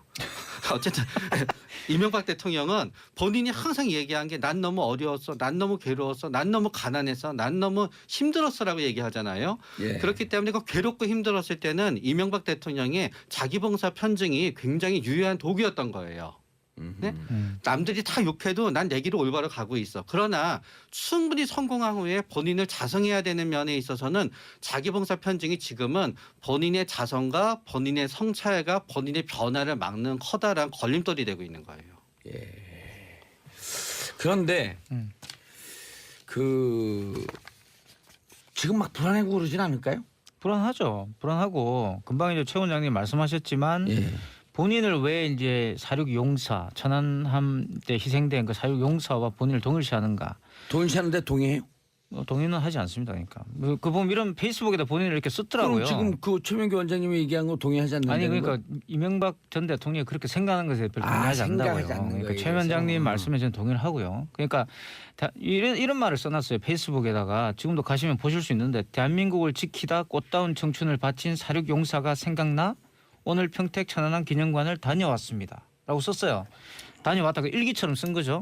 무슨 말인가 그러면 재밌잖아요. 그러니까 왜 갑자기 사륙 용사가 생각이 날까요? 그러니까 평소에 생각 안 하다가 그리고 갑자기 평택 천안함 기념관을 다녀온 거예요. 마침 또 때마침 그 김영철의 방안에 맞춰가지고 그냥 박람회에 맞춰가지고 자 이게 뭐냐 그러면 본인은 평소에는 어떤 뭐 그런 어떤 자존감 이런 걸 가지고 있다가 그게 지금 현재 위기가 이렇게 닥쳐오고 있는 거죠. 소환을 앞두고 있기 때문에 불안하기 때문에 찾아간 거예요. 일반적으로 우리가 뭐 아버지의 무덤이라든가 또는 어머니의 무덤을 찾아가는 이유가 뭐죠? 본인에게 뭔가 위기가 올 때지 않습니까? 그러니까 이분은 왜 그럼 여기를 갔느냐? 아버지 어머니 무덤을 간 게 아니라 여기를 왜 갔느냐? 뭐 당연히 그거겠죠. 본인이 생각하는 그러니까 그 당시에 나의 어떤 그런 자존감을 확보시켜줬던 또는 그런 대통령 시절을 환기시켜주는 여러 가지 일 중에서 지금 현재 상황과 가장 맞는 그 지점을 찾아간 거예요. 예. 그러나 저는 제 생각에는 이명박 대통령은 초조하기는 하나 불안하지는 않을 것 같아요. 그건 또 뭐예요? 왜냐하면 이명박 대통령 굉장히 성격이 급한 사람이에요. 예. 그런데 불확실성을 갖다 대하게 됐어요. 그러면 불확실성을 대하게 됐을 때 그 불확실한 일이 굉장히 좋은 일이잖아요. 우리가 엄청 흥분해요. 야 떼돈 벌 것 같아. 흥분하는 거예요. 그런데 불확실한 일인데 굉장히 그게 나쁜 일일 때 아무리 성격이 급한 사람은 초조해요. 그러나 거기에다가 겁이 많은 게 더해지면 불안해져요. 그러나 이명박 대통령은 겁이 없는 사람이에요. 겁이 없고 계속 앞으로 나아가는 사람이거든요. 그렇기 때문에 초조하고 뭔가를 해야 된다고 생각하지만 아직까지는 본인한테 닥치기 전까지는 본인한테 닥칠 최악의 경우가 생긴다고 생각하지 않는 거예요. 그렇기 때문에 그거를 본인의 입장에서는 추진력이라고 본인은 생각한 거고 그 추진력이 여기까지 오게 했거든요. 그런 다음에 정치적 생명을 건 검찰 소환이 이명박 대통령이 처음이 아니에요. 제 처음은 지금보다 옛날에 이제 총선 끝나고 나서 선거법 위반으로 수사받을 때 96년이죠. 검찰 수사를 한번 받았거든요. 그런 다음에 그때 한번 철저한 수사를 받고 어떤 의미에서 그때 그래가지고 당선 무효형이 내려졌지요. 그렇기 때문에 그때 한번 합숙 경험이 있어요. 그래가지고 대통령 선거 때도 계속 처음에 한나라당 경선 때 박근혜 전 대통령은 이제 그 지금의 최순실 씨와의 최씨 비전과의 관계를 갖다 계속 해답을 했어야 됐었고 이명박 대통령은 다스에 대해서 답을 했어야만 됐었잖아요. 둘 다 악재가 있었어요. 그러나 악재를 대체하는 내용을 보니까 한번 제대로 검찰 수사를 받아서 학습 경험이 된 이명박 대통령이 훨씬 더 일관되게 악재를 잘 대처하는 거예요. 그러다가 보니까 사람들이 이명박 대통령 쪽을 선택한 거예요. 위기 관리 능력이 있구나. 대한민국을 위기에서 구하겠구나 하면서 저 얘기가 전부 다 진실은 아닐 거야. 근데 진실이든 거짓이든 간에 저렇게 일관되게 나가는 걸 보니까 우리 경제를 살리긴 할 것 같아. 한번 써먹어보자라는 생각을 하게 된 거거든요. 그렇기 때문에 지금도 제 생각은 굉장히 초조하고 엄청나게 많은 생각을 하고 엄청나게 많은 시뮬레이션을 하겠지만 이게 불안해서 일이 손이 안 잡히는 상태는 이분은 마지막 순간까지 아닐 거예요. 그러니까 이제 금방 그 최 원장님이 초조할지언정 일이 손이 안 불안하지 않을 잡혀고 거다. 그 천안함 기념관을 간 거 아닐까요? 저도 그렇게 생각하는데 최 원장님이 이제 왜 불안은 하지 않을 거라고 이야기하냐. 이 불안이란 개념은 이제 사실 심리적으로 굉장히 큰 개념이에요. 무슨 말인가 불안은 지금의 나를 바꾸는 그런 힘이 불안해서 오는 거거든요. 그 불안이 항상 항상적인 거고 내가 항상 불안하다 이런 거는 내가 내 어떤 정체성을 찾을 수 없는 상태를 말하는 건데 금방 최 원장이 말씀하신 건 초조할지언정 불안하지 않을 거라는 이야기는 아주 정확하게 그 이명박 전 대통령의 성격을 묘사한 거 아닌가 생각이 듭니다. 네. 이 사람은 말씀하신 것처럼 지금까지 한 번도 실패한 경험이 없어요. 그러니까 그런 문제를 해결하는 데 있어 가지고. 그러니까 또 돈도 140억도 받아왔잖아요. 그래서 이 사람은 본인을 바꾸기가 굉장히 힘든 사람이에요. 내가 볼 때는 본인이 가지고 있는 자기 정체성이 너무 강해가지고 그래서 지금도 내가 볼 때는 표정도 안 바뀌더라고요. 전혀 내가 볼 땐 자기가 잘못했다 생각을 안 할 것 같습니다. 지금까지 해왔던 자기의 모든 일들이 정당하고 예. 아주 공정한 일이었다고 생각할 가능성이 굉장히 커요. 아니 그거는 바뀔 거예요? 안 바뀔까요? 설출 신공. 예? 혀가 밖으로 나오는 신공. 그건 안 바뀌지 않을 거예요. 설출 그것도 일종의 틱인데 제가 볼 땐 그것도 결국은 몸에 이제 새겨지는 거예요. 여기서 우리가 최초로 나온 그 사자성어의 설출 신공. 전혀 안 바뀔 거라고 저는 생각합니다. 예. 설출 신공 불변지인. 사실 그런데 우리가 뭔가 그런 문제 부딪히면 설출 신공이 결코 변하지 않는 사람. 두 글자로 MB, 영어로. MB. 아 그래도 어떻게 그런 얘기를 해요? 아니, 설출 아유. 신공 불별지인. 예. 영어 중국어로 해보세요. 중국어 조금 잘하시잖아요. 못해요. 설출 신공 불변지인. 전혀 알아들을 수 없는 중국어였습니다. 오늘 방송에 백미일 것 같아요.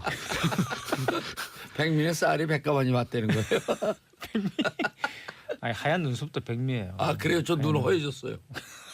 평창은 그 눈 맞고 왔더니 어쨌든 눈이 다시 허해졌어요. MB로 갈고. 자 황봉주님, 저는 인천에 사는 봉주입니다. 봉도사님 어느 한자 쓰세요? 저는 세봉의 기둥주자입니다. 저는 세봉의 그루주자예요. 여기 기둥에는 새가 한 마리 앉잖아요. 그루주야. 그루는 여러 마리야. 여러 마리의 새가 오. 와그닥 딱 앉아서 난리 굿이란 거예요. 저게 상당히 그 고대의 이름인데 봉주라는 이름이 상당히 고대적이네요. 이름이 고대 새를 신성하게 이렇게 여겼거든요. 아 그래요? 이번에 인면조도 그런 거 아니죠? 아 우리 봉자 돌리면 그냥 새자 돌리면 새가 날아든다. 봉황새 아니야 저거? 봉황새? 봉가 짭새가 날아든다. 한국에는 봉황이 나와도 MB 새는 오늘 방송하실 아니, 의지가 우리가요. 없네요. 의지가 없는 게 아니라 우리 MB 얘기하면 재밌잖아요. 자 아들 이시영 씨 맞사이까지 검찰 조사를 받았다. 여기엔 흔들릴까 흔들리지 않을까? 근데 여기에 흔들리냐 흔들리지 않냐의 제일 중요한 거는 죄책감이 있느냐 없느냐예요. 예를 들어서 노무현 대통령은 그 죄책감이라는 게 잘못해서 느꼈다는 죄책감이 아니고요. 내가 대통령이 되지 않았으면 우리 아들한테 이런 일이 없었을 텐데 우리 가족한테 이런 일이 없었을 때라는 책임감에 기이한 어떤 구체적인 죄책감이 아니지만 가장인 내가 대통령이 됨으로써 우리 식구들한테 이런 피해를 주다는 이런 죄책감이 있었어요. 그 죄책감을 느끼게 되면 그때부터는 흔들려요 사람이. 그러면서 모든 걸 책임져야 되겠다고 생각하고 그렇게 되게 되는데 거기에 있어서 거기서 죄책감을 느끼지 않고 그래도 내 덕에 이렇게 다들 살고 있으니까 이거는 알아서 각자 해결해야 되는 거고 오히려 내 덕에 이렇게 살고 있으니까 나를 갖다 보호해줘야 된다라고 생각하게 되면 죄책감을 느끼진 않거든요. 그렇기 때문에 그들을 보호하기 위해서 나를 갖다 희생해야 된다는 생각이 느끼진 않게 되면 흔들리지 않나요. 그러니까 일본은 이제 이 죄책감이라는 것도 뭔가 타자에 대한 어떤 배려라든가 그런 관심이 있어야지 생기는 겁니다. 예. 근데 이제 이분은 워낙 자수성가를 하신 분이라서 사실 이 from the scratch라고 그러죠 영어로는 바닥부터 치고 올라온 사람이에요. From the scratch. 바닥부터 치고 올라온 사람, 바닥을 끌고 올라온 여기서 사람이라서 그래서 스크래치는 뭐예요? 끓는다는 뜻입니다. 바닥을 팍팍 끼면서 그 맨땅에 끼다. 박치기. 응, 빡빡 끼다 올라오면 맨땅에 박치기예요. 그러니까 우리나라 하면. 근데 그런 걸 해서 올라온 말 그대로 한국 대한민국의 이 세대 분들의 정체성을 본인이 잘 구현하고 있다고 생각하기 때문에 너무나 완벽한 대한민국 성공 신화의 화신이잖아요. 그러니까 이분은 그걸 바꿀 생각이 없어요. 이걸 바꾸면 사실 이분은 살 수가 없죠. 그러니까. 그래서 제가 아까 그랬잖아요. 불변지인. 불변지이네요. 내가. 네, 불변지인. 절대 불사조예요, 바꾸지 않는다. 불사조. 설출신공 불변지인. 그러니까 이번에도 어떻게든 빠져나갈 것이다라고 생각할 것이고 그리고 어떤 사람이 덤비더라도 나는 충분히 대적할 수 있어라고 생각할 가능성이 굉장히 커요. 네. 김윤서님 세 분 트리오로 정치 풍자 코미디 프로 하셔도 대박 나겠어요. 김윤서님, 우리 재밌으라고 하는 얘기지만 여기 두 분 대단한 분들이에요.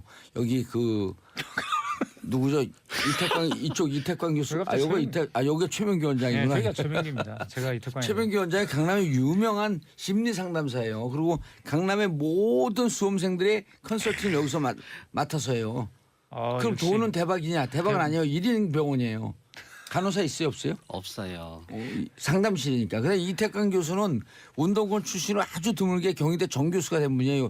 원래 정교수가 되는 과정 이거 그 뜯어봐야 돼. 약간 야로가 있긴 있는 것 같아요. 제가 무슨 뭐 제가 프롬 더 스크래치죠 말 그대로. From the scratch요? 네, 이명박 못지않죠 저도. 고향이 어디예요? 고향 부산 아주 우리는 칠곡인데 칠곡 출신인데 그 부산에 가서 살았습니다. 그러니까 뭐 부산이 고향이라고 말할 수 있죠. 칠곡이면 그 태어나서 그냥 초등학교만 좀 다니다 갔어요. 아니 선산하고 좀 가까운 데죠. 칠곡. 그냥 칠곡이 선산이고. 선산은 그 박근혜 그렇죠. 전당고야. 구미요. 네, 가깝습니다. 구미. 그게 뭐 사실 구미 박정희 저는 어릴 대통령. 때부터 박정희 네. 대통령이 전 대통령이 신이라고 생각하고 살았죠. 그 동네가 다 그랬으니까. 근데 왜 그 박정희 전두환 대통령에 대해서 비판적인 관점을 왜 가졌어요? 그게 우리 집 이 집안 사정이 좀 있습니다. 우리 집안의 전 그 분들이 앞 세대 분들이요 대부분 이제 그 당시에 일본군과 싸우다가 다 돌아가셨는데 그러니까 이 박정희를 좋아하는 이유가 뭐냐 그러면 사실은 이제 무서워서 좋아하는 거라고 볼 수 있습니다. 굉장히 공포가 있어요. 우리 집안은 공포가 있어요. 그러니까 우리 보도혁명 때 우리 조상님들이 다 돌아가셨거든요. 보도연맹. 네.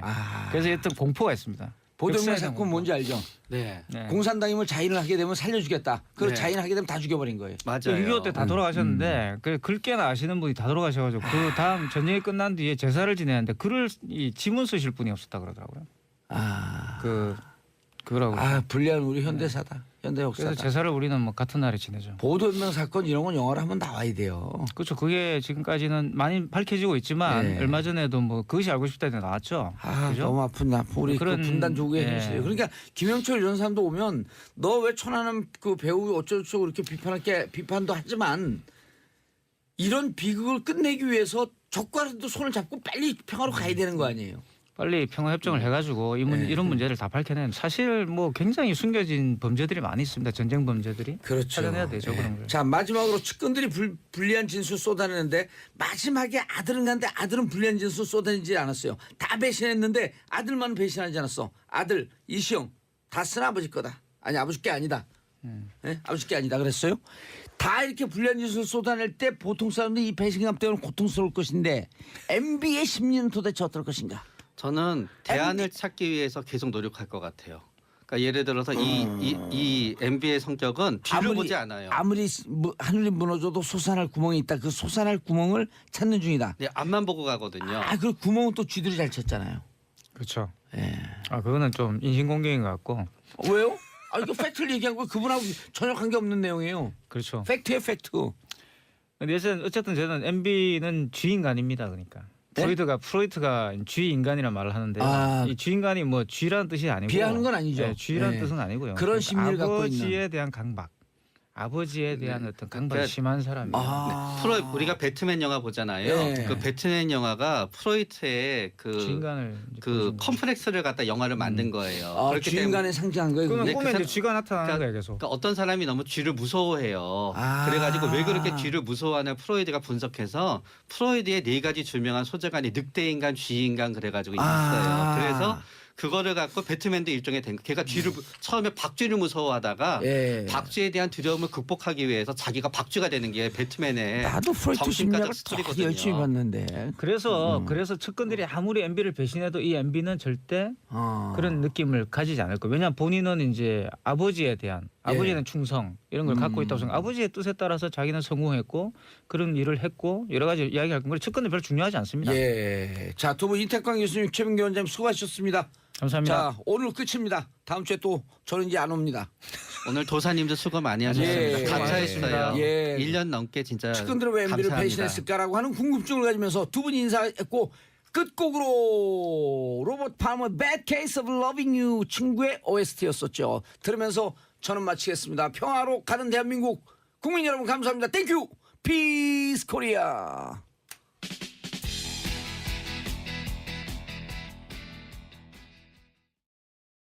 아니에요? 이 양반들이 해고됐다는데 좋아하는 거 봐. 안 좋아하는데. 자, 이경주님 정치쇼는 제 태교와 육아의 동지예요. 정치도 쇼 통해서 우리의 일상생활이 결국은 정치라는 것을 알게 됐어요. Very great. 좋습니다.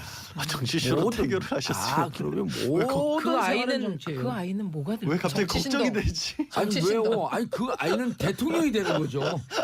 세계 대통령. 아, 대통령 이때 이 아이가 대통령이 될 시절에는 서로 안 한다 그럴 때. 아, 이거 무슨 말씀이세요? 어머 이게? 이경주님이 아니 부정적인 게 아니라 서로 좋은 안 거죠. 하려고 편히 살려고 그럴 때 내가 이 어려운 일을 자임하겠다.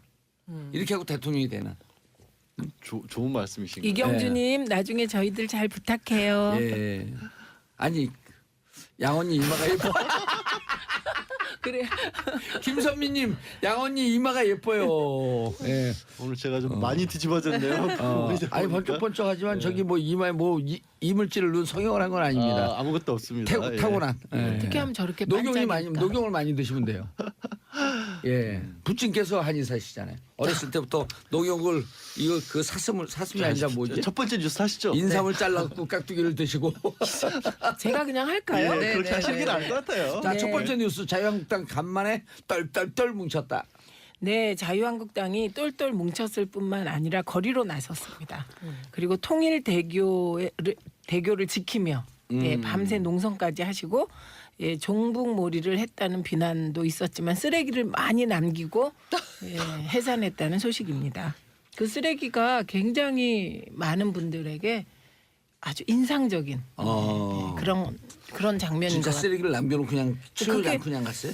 이게 언론에 그렇게 보도가 됐어요. 사진들이 막 나오고. 야, 2002년 우리 길거리 응원할 때도 쓰레기를 다 치우고 갔는데. 그러니까 2002년부터 우리의 전통이 내가 만든 쓰레기는 내가 치운다. 그래서 자봉들이 마지막에 쫙 쓰레기 치우고. 쓰레기가 일종의 그 적폐거든요. 그 근처에 그쵸. 적폐를 치우고 가는 거 아니에요. 그렇죠. 예, 근데 네, 적폐는 적폐를 치울 줄 모르나 보죠. 어머나. 근데 어쨌든 쓰레기를 그대로 두고 가서 SNS를 중심으로 비난이 일었습니다. 근데 이 부분에 대해서 자유한국당이 별로 대응 논평이 없는 걸 보니 맞는 것 같아요. 맞는 거거나 아니면 별로 그게 뭐 중요한 일인지를 모르실 수도 있죠. 그건 더한 평론 예, 같으세요. 예, 그런가요? 그러니까 저는 진짜. 저 촛불 시위 때 정말 인상적이었던 게 자원봉사자들이 큰 쓰레기 봉투 들고 군데군데서 계속 매번 그 일만 하셨던 분들이 있거든요. 그러니까 이거가 혹시라도 남게 되면 사람들이 촛불 들고 나왔던 분들에 대해서 도덕적으로 이게 폄하할 수도 있기 때문에 이게 굉장히 중요한 바탕이 된다고 했을 만큼 사실은 중요한 일인데 그거에 대해서 논평을 반박 논평을 우리가 버린 게 아니다 뭐 아니, 이런 근데 얘기 촛불 때 없어요? 그렇게 자봉하는 사람들이 있는가 하면 그분들이 자봉하는 게 너무 고마워서 다 쓰레기 갖다가 주고 가잖아요. 예, 그렇죠. 다 도왔죠. 그거 예. 스스로들. 이거 보세요. 뭐- 쓰레기 얘기가 나오자마자 말에 본물이 터지잖아요. 그 자한당 입장에서 생각하자면 아니요, 자유한국당이라고 불러주세요. 아, 그래요? 예. 그 일자리 창출. 그게 이렇게 쓰레기 그렇죠. 시스템을 따로 근데 되니까. 아직은 고기자님 거리 많이 창출. 망가지셨네. 왜 이렇게 되셨어요? 아니 방송의 균형을 맞춰주기 위한 예. 고란 기자님의 그래서 쓰레기 한 논란은 주무시고 계실 때가 3시 하실래요? 그럴까요? 예. 그럼 안 돼요. 예. 그렇게 똘똘 뭉쳤는데요. 그러면서 동시에 막말을 쏟아내고 있습니다. 예, 그 막말은 문재인 대통령을 뒤통수 대통령. 이라고 얘기하기도 하고요. 김정은의 친구냐, 대한민국 대통령이냐 이렇게 얘기하기도 합니다. 그러니까 김영철의 방남을 계기로 김영철이 우리나라에 온 것을 계기로 대대적인 색깔론 공세에 나선 것입니다. 그런데 이상한 게 있어요. 예. MB까지 나서서 나라 현실이 부끄럽다고 하며 천안함 그 기념관에 갔거든요. 근데 이상한 것은 김영철은 이미 2014년 10월에 그 남북 군사회담을 하기 위해서 판문점 남측 지점에 왔다는 게 중요합니다. 남측 지점부터 우리나라로 취급이 되거든요. 남측 지점에 와서 고위 군사회담을 하였고요. 뿐만 아니라 아시안 게임 때, 2014년에 예. 이때는 황병서 등 이제 난리 고위직 3명이 났었죠, 왔는데 그때. 그 황병서는 연평도 포격의 책임자로 지목되고 있는 사람입니다. 그래서 그때는 김영철, 황병서 등을 환영했던 자유한국당이 이번에 평양 올림픽을 평화 올림픽으로 승화시킨 이 과정에서 김영철이 와서 이제 북한이 제안한 남북 정상회담 후속 작업이라든지 북미 대화라든지 한반도 평화를 위한 여건 조성 과정이잖아요. 이게 이 김영철에 대해서는 심지어 어떤 의원은요. 그 토론 프로그램에 나와서 김영철이 아니면 다 된다는 게 이게 지금 우리 분위기다 이런 얘기까지 하면서 색깔론을 김영철이 아니면 짚고 다 있습니다. 된다가 하는 무슨 뜻이에요, 그게? 그러니까 지금은 김영철을만 안 된다 이런 말을 했다고 언론의 보도가 한 줄. 바로 구형 안 들어갑니다. 최종 그렇죠. 변론이 다 끝나고 난 다음에 자 검찰 구형하세요. 아니죠. 순서는요. 예. 그 검찰이 이 종합 의견을 밝히는 논고를 한 다음에 구형을 합니다. 그 다음에 구형 뒤에 변호인단이 최종 변론을 하고요. 아닌데 순서는 지금 그렇게 잡혀 그렇게 있습니다. 잡혔어요. 예, 예. 원래는 논구하고 네. 최후 진술하고 그다음 검찰이 구형하고 그렇게 되는 거 같은데 어쨌든 뭐 순서 예, 예. 순서 중요하지 않으니까 오늘 그거 다 이루어진다는 거죠? 네, 오늘 이루어집니다. 10시까지 다 끝날 것 같네요. 그러면. 네, 10시. 두고 봐야겠습니다. 알겠습니다. 자 그리고 김장수, 예. 김관진 피의자 자격으로 출석했다. 김관진 어제, 김장수는 어제 했죠? 예. 어제 둘 다 했나요? 그 김관진 전 장관 예. 실장 같은 경우에는 27일 출석을 하라고 통보한 상태고요. 예. 자택 뭐 집 압수수색을 했습니다. 어허. 압수수색을 했고 김장수 실장 같은 경우에는 2014년 세월호 참사의 발생 보고 시각을 조작하는 데 관여했다는 혐의를 받고 있고요. 예. 이미 알려졌다시피 청와대가 지난해 10월에 박근혜 정부 청와대 국가안보실이 박 전 대통령에게 보낸 세월호 사고 최초 보고서 보고 시각을 김 전 실장이 4월 16일 오전 9시 30분에서 오전 10시로 수정했다라는 예. 겁니다. 30분의 시간을 왜 늦췄는가에 대한 미스테리가 있는데요. 그렇죠. 취재하는 기자 입장에서는 도대체 왜 이렇게까지 했어야 했는지에 대한 의문은 아직도 남아 있습니다. 수사 과정에서 밝혀질지 두고 봐야 할 것 같고요. 예. 저희도 좀 취재를 더 해야겠습니다. 그리고 두 실장이죠. 김관진 실장도 검찰에 출석하라고 통보했는데요. 김 실장 같은 경우에는 2014년에서 3년에서 14년 군 사이버사가 대북 심리전 명목으로 댓글을 통해서 정치에 개입한 사건 있지 않습니까? 예. 이것을 은폐 축소하는 데 관여했다는 의혹을 받고 있습니다. 그리고 지난해 11월 이 댓글 공작 지시 혐의로 구속됐다가 법원의 구속 적부심으로 풀려났죠. 이번에도 그 절차를 밟을지 어떻게 될지 관심이 주목이 됩니다. 예. 다음 뉴스. MB 사위에게까지 수상한 돈. 사위라고 하니까 뭐 그냥 친인척으로 보이는데요. 이명박 전 대통령의 재산을 관리한 핵심 관리인 중에 한 사람입니다. 예. 검찰이 이명박 전 대통령에 흘러간 새로운 루트의 거액 불법 자금을 포착했다는 것으로 보고 있고요. 오호. 예, 맞사입니다. 이상주 삼성전자 전무입니다. 예. 삼성이 나오죠. 이상해요. 예, 삼성전자 상무를 상대로 압수수색과 소환 조사를 벌인 겁니다. 이런 압수수색이나 소환 조사를 보면서요. 3월 초로 예상되는 이 전 대통령의 직접 조사가 최고조에 달하고 있다라는 전망도 나오고 있습니다. 간단하게 설명을 좀 드리면은요. 기존에 알려진 국가정보원의 대북 공작금 상납이나 삼성전자, 현대자동차 등 다스 미국 소송비 대납과는 다른 경로의 뒷돈이라고 검찰은 보고 있는데요. 이상주 사위하고 거래된 돈이라는 건가요? 예, 검찰은 2008년입니다. 이 전무가 한 인사로부터 금융기관장 자리에 앉혀달라는 청탁을 받고 수억 원대의 금품을 받아서 이 전 대통령에게 전달한 것으로 파악하고 있습니다. 야, 이건 뇌물 아니에요. 이건 뇌물입니다. 이거 뭐 다르게 해석할 여지가 없습니다. 예. 예. 이건 직접적으로 꽂힌 뇌물이라 뭐 이렇게 볼 수 있겠습니다. 그럼 특가법상의 뇌물인데 공소시효는 어떻게 되나요? 2008년으로 계산을 해봤을 때 예. 지금 수사를 진행을 해봐야겠지만 예. 공소시효는 문제가 없는 것으로 검찰은 보고 있는 것 같습니다. 그리고 공소시효가 이게 대통령 5년 중지가 되기 때문에 네. 어허. 이건 직접 고친 거네요. 진짜 지저분한 돈 중에 지저분한 돈. 맞사위 매간 매직한 돈이죠. 그렇죠. 정말 안 한 게 없죠. 음. 네, 맞사위라고 아까 표현했는데 이 전무는 검사 출신입니다. 검사 출신이고요. 청계재단 뭐 이름이 좀 익숙하죠. 예. 이 전 대통령이 사제를 출연해 설립했다는 청계재단의 이사이기도 합니다. 그리고 청계재단 이사 막 가족 친척들이잖아요. 다. 예. 2012년도에는 이때가 이명박 대통령이 이제 재임하고 있을 때죠. 예. 최연소로 2012년요? 예, 최연소로 해외 법무팀장을 했다라고 해서 화제가 되기도 했습니다. 삼성에 예. 자기 실력으로 돌았죠. 자기 실력으로 들어간 것까지는 뭐 자기 실력으로 승진했겠죠. 그랬겠죠. 그러면 장인어른이 대통령이어도 네, 도덕적으로 가장 완벽한 정권이므로 그렇죠. 그런 힘 쓰지 않고 또 삼성도 그런 거 눈치 보지 않고 글로벌 기업인데요. 글로벌 기업이니까요. 예, 글로벌 기업인데 그냥 실력을 보고 예, 승진시킨 거죠. 이상주. 그렇습니다. 상주야겠네. 이상주. 상 받지 않았을까요? 이미? 상주? 이미. 예.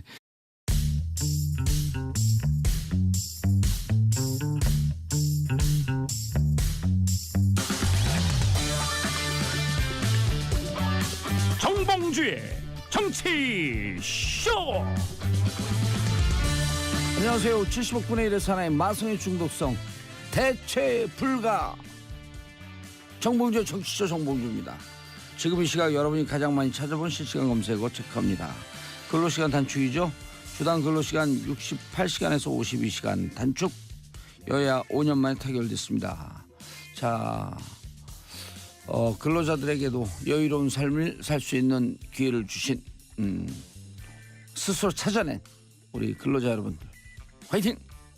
자, 박재동 영화계 만화계까지 미투 날카로운 시사만으로 유명한 분이었죠. 제 프로그램도 여러 차례 출연했던 분인데요. 안타깝네요. 박근혜 오늘 검찰 구형입니다. 오늘 검찰 구형량 얼마 나올까? 최순실이 25년 나왔었죠. 자, 이 중에서 봉도사고 오늘 실시간 검색어 박근혜 전 대통령 검찰 구형입니다.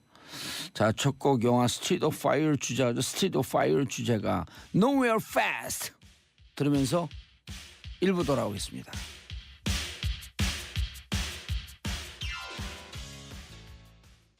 정봉주의 정치쇼 1부 순서 들어가겠습니다. 하영 한겨레 21 기자 뉴스 브리핑. 네, 안녕하세요. 인사드리고요. 한겨레 21 하호영 기자입니다. 예. 자, 첫 번째 소식. 평창 올림픽 뒤에 평화 위한 전걸음입니다. 빠른 걸음이라는 것이죠. 걸음이죠. 그 문재인 대통령이 직접 비핵화를 언급하고요. 그 비핵화 로드맵까지 제시한 것으로 알려졌죠. 알려졌고요. 김영철 예예. 통전부장에게. 예예.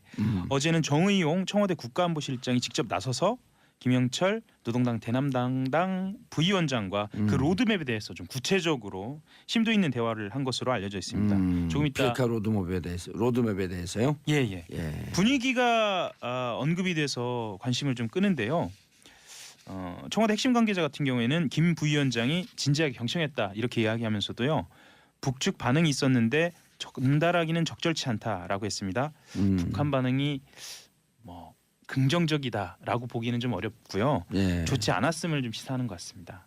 다만 북한 같은 경우에는 계속 대화할 의지를 밝히고 있기 때문에 뭐랄까요? 본인들이 요구하는 부분하고 본인들이 원하는 부분에 대해서는 분명히 밝히면서 그 의지를 밝히면서도 대화할 의지는 있다. 동시에 요구하고 있기 때문에 이것은 또 로드맵이나 이후 상황은 진행되는 것을 봐야 할 것 같습니다. 예. 알겠습니다. 어쨌든 무척 정말 젠 걸음으로 예. 빠른 걸음으로 평화와 비핵화로 훅 가고 있는 중이죠. 그리고 김영철 부장 같은 경우에는 문재인 정부의 노력을 평가한다라는 이야기도 했다고 하거든요. 예. 그만큼 본인들도 안다는 거죠. 그리고 남측뿐만 아니라 미국과의 대화의 의지도 있다라는 것을 거듭 밝히고 있고요. 예. 다음 말씀드릴 내용은요. 드디어 박근혜 대통령의 결심 공판 날이 왔습니다. 10시부터 진행 중입니다. 18개 혐의 그리고 법정에 선 증인 수만 138명, 예. 재판 횟수만 116회입니다. 오호. 공공관계로 엮인 비선 실세 최순실 씨의 구형량이 징역 25년이잖아요. 그래서 그보다는 더 무거운 중형이 내려질 것이라는 전망이 나오고 있습니다. 어느 정도요? 최소한 25년이고요. 예. 그리고 뇌물죄 같은 경우에는 최순실 씨가 사인, 말하자면 일반인이잖아요. 그리고 박근혜 전 대통령은 당시 대통령이었고요. 그래서 최소한 최순실 씨 이상이다라고 이야기하는 게 이 뇌물죄이고요. 뇌물죄뿐만 아니라 최순실 씨보다 2개 정도 죄목이 더 추가된 상태여서 특활비 하나 있고요. 예, 또 하나 뭐죠? 국정원 특수활동비 뇌물하고 불법 여론조사와 관련된 선거법 위반 혐의 이게 추가돼 있거든요. 이것은 아직 시작 단계입니다. 그래서 지금 그러니까 오늘 지금 진행되고 있는 재판에서는 판단되지 않습니다. 아하, 특활비와 네, 불법 그 여론조사, 네, 불법 선거운동, 네, 선거법 위반이죠. 선거법 위반 이거는 추가로 기소가 돼서 추가 조사가 된다 네. 이런 거죠. 네, 그리고 추가 재판이 되는 거고요. 예, 그럼 오늘 구형된 거에다가 나중에 이제 이게 추가되면 더 붙여지는 거죠. 네, 플러스 알파. 알파죠. 지난해 10월부터 법정 출석을 거부하고 있기 때문에요. 지금도 걸석 재판으로 진행되고 있는 것으로 지금 확인이 오늘 되었습니다. 몇 시 구형인가요? 10시에 구형 발효됩니다. 10시 구형이요. 예, 그리고 2시간 동안 최종 변론이 이루어질 예정이고요. 최종 변론 이루어지고 난 다음에 구형이죠. 나서요. 그러니까. 김정은은 괜찮은 거예요? 그게 이제 지금 그 얘기로 넘어가려고 하는데요. 이게 천안함 침몰에 대한 책임론입니다. 근데 천안함 침몰 당시 북한의 최고 책임자는 김정일이었습니다. 그러니까 결국 김정일의 지시를 받고 김영철이 실행했다고 보는 게 합리적인 거죠. 예, 그런데 천안함 만일 북한 측 소행이라고 한다면 그렇죠. 예. 전제 조건이 있어요. 예, 그렇습니다. 근데 그 부분에 대해서 그 MB가 천안함이 터졌을 때 되게 신중한 태도를 보였었는데요. 예, 북한 어뢰도 가능성 중에 하나이지 어느 하나로 몰고가 추측하는 것은 바람직하지 않다. 섣불리 예단하지 말고 과학적으로 정리해보자. 이런 얘기도 했고요. 그리고 내가 배를 만들어봐서 하는데 배가 의외로 이렇게 잘 부서진다. 잘 부서진다 이 말도 했고. 피로 늑골, 네. 피로골절, 예. 피로 늑골. 예, 증거 없이 북한 연계설을 얘기할 경우 예. 러시아나 중국 등 주변국에서 증거를 대라면 어찌할 것인가 이런 얘기도 했었고요. 파란색으로 1번 써놓으면 되죠. 그래서 잠깐 이 보도가 나오고 말았는데 천안함이 침몰되자마자 미국에서 논평이 나왔어요. 예, 북한 소행이라고 단정할 만한 근거가 없다. 그랬죠. 이런 논평이 나왔다가 예. 이후로 이제 사라졌거든요. 태도가 다들 바뀌었습니다. 그리고 이틀인가 3일 있다가 그때 2014년이죠. 그럼 최민희 의원이 국회의원 시절 아니에요. 네. 그때 대정부 질의하는데 국회의원 된 지 2년 됐을 때 아니에요. 대정부 질의하는데 그때 국방부 김관진 국방부 장관인가 전 정확하게 기억이 안 나는데 요거는 분명히 기억이 나요. 그래서 북한 측 소행이다라고 하는 개연성 있다 이렇게 대답을 하는데 쪽지가 와요. 근데 그 쪽지가 사진 딱 찍히잖아요. 네. 북한과 연계하지 말라라고 X편과 연계하지 말라라고 하는 쪽지가 딱 공개가 되는 거예요. 네. 근데 이 쪽지가 어디서 왔겠어요? BH. 청와대에서 온 거예요. BH에서. 네, 그때 그런 네. 일이 있었듯이 그 천안함 뭐죠? 천안함 침몰 이후 2, 3일 동안에 있었던 일이에요. 요 지금 말씀하시는 예, 게. 그렇습니다. 예. 예, 그 이후로 태도가 바뀌었죠. 예. 예, 태도가 바뀌고 당시 2010년 지방선거를 그러니까 자유한국당 쪽에서 북풍몰이 천안함 북풍몰이로 치르게 되고 결과적으로 패배하게 됩니다. 예. 지방선거 운동 시작하는 13일 전 D-13일 같은 날 아마 5월 20일인가 좀 기억하고 있는데 북한 측 소행으로 발표를 하죠. 네. 예. 네, 그래서 그러면서 그 시모일보에서는 1인 어뢰 인간 어뢰. 인간 어뢰 이렇게 엎드려 사는 그거 스켈레톤처럼 생겼더라고. 예. 네, 그 1인 어뢰가 그막 가상 그림을 그렸잖아요. 네, 신박했죠. 고란 기자님 그 1인 어뢰가 두고두고 네. 언론사에 길이 남을 예, 코미디 기사가 되었습니다. 예, 그런데 그 MB의 행적은 더 이상한 게 있습니다. 예. 그게 뭐냐 천안함 이후에 남북 정상회담을 추진합니다. 그래서 천안함과 관련해서 사과처럼 보이는 절충안을 만들자라면서 MB 정부가 먼저 제안하고 돈봉투도 건넸다는 북한의 폭로가 있었고 이게 오. 우리 언론에 의해서 보도까지 됐습니다. 오호. 그런데요. 결국은 천안함의 최종 책임자는 김정일이잖아요. 예. 그 김정일과 남북 정상회담을 추진했다는 겁니다. 그래서 지금 종합적으로 얘기하면 자유한국당 쪽이 정권을 잡았을 때는 김영철이 오든 황병서가 오든 그리고 사실은 6.25 전범이기도 하고요. 천안함이 북한 소행이라면 전범이기도 한 김정일과 대화하기 위해서 돈봉투까지 건넸다는 폭로가 나올 만큼 예, 비굴한 자세로 임했다는 거잖아요. 그래서 내가 집권하면 어떤 북한에 대해서 어떤 행동을 해도 로맨스고 예, 문재인 대통령 우리 문재인 정부가 하게 되면 그건 종북이다. 이런 그 태도 바꾸기에 대해서 비난이 일고 있어서요. 별로 그 통일대교 농성 쓰레기 남긴 농성이 SNS상에 봤더니 2014년 10월에 시모일보 가장 보수적인 일보죠. 시모일보에서 천안함 배우로 지목되고 있는 김영철이 왔다. 환영한다. 네. 천안함 배우로 지목됐음에도 불구하고 환영할 수밖에 네. 받아들일 수밖에 없는 그런 이것이 사설을 남북 관계의 복잡한 현실이다. 그 인정해야 얘기를 한다. 지금 그대로 보도해 주시면 좋겠어요. 예. 근데 이 와중에도 김영철 부위원장은 지금 오늘 이제 북한으로 돌아가는데 문재인 대통령뿐만 아니라 북한 대표단은 우리 쪽의 외교안보 라인을 만나면서 북미 대화, 남북 정상회담 등의 여건을 만들기 위하여 문재인 대통령이 북한의 남북 정상회담 제안에 대해서 여건을 함께 만들자고 얘기했잖아요. 여건을 만들기 위해서 열일을 하고 있고요. 그리고 문재인 대통령은 북한의 비핵화 2단계를 구체적으로 김영철에게 제안했다고 합니다. 그래서 야당 지도자들께서 문재인 대통령이 그런데 돈은 왜 받았대요? 차를 팔면서 그렇죠. 돈을 받아서 그걸 또 장인에게 건네주면서 장인과 사이가 이런 부정한 돈을 주고받으면서 서로 무슨 표정을 하고 있었을까요? 웃었을까? 무덤덤하지 않았을까요? 워낙 이런 일들이 많아서요. 예. 관행적으로 이루어지지 않았을까 아버님, 싶기도 해요. 돈 벌어 왔습니다. 예. 수억 차려주세요. 그러지 어허. 않았을 겁니다. 그러면 눈빛만 봐도 알 수 있잖아. 뭐 이런. 눈빛으로만 예. 봐도 그러지 않았을까 싶습니다. 지금 서울중앙지검 특수 2부에서 진행을 하고 있으니까요. 이 예. 규모가 어느 정도까지나 될지 좀 지켜봐야 할 것 같습니다. 예. 자, 샵1035 짧은 문자 50원 긴 문자 100원. 이경신님, 봉도사님 저희 힐링 방송 오늘도 기대합니다. 김재희님 대통령으로 도둑을 뽑았었네요. 우린 그때 알고 있었습니다. 그 외치다가 너는 감옥에 가 있거라. 허허허 이놈아. 그래서 저는 감옥을 달게 갔다 오겠습니다. 감옥을 다녀오소서. 채널 고정하소서. 그럼 딱 끊어 여기. 우리가 시그널이 채널 고정하소서요. 맞습니다. 예, 김선미 MB 503 옆방으로 가자. 그건 거긴 여사동이기 때문에 못 가요. 예, 남사 여사가 구분이 돼 있습니다. 자, 마지막 뉴스. 모두가 알고 있는 다스는 누구 겁니까에 대한 대답을 이시영 씨가 한 것으로 알려졌는데요. 예. 아버지는 다스의 주인이 아니다라고 오호. 검찰에서 예. 이야기한 것으로 그것 또한 알려졌습니다. 아들까지 등을 돌리면 안 되잖아요. 그렇죠.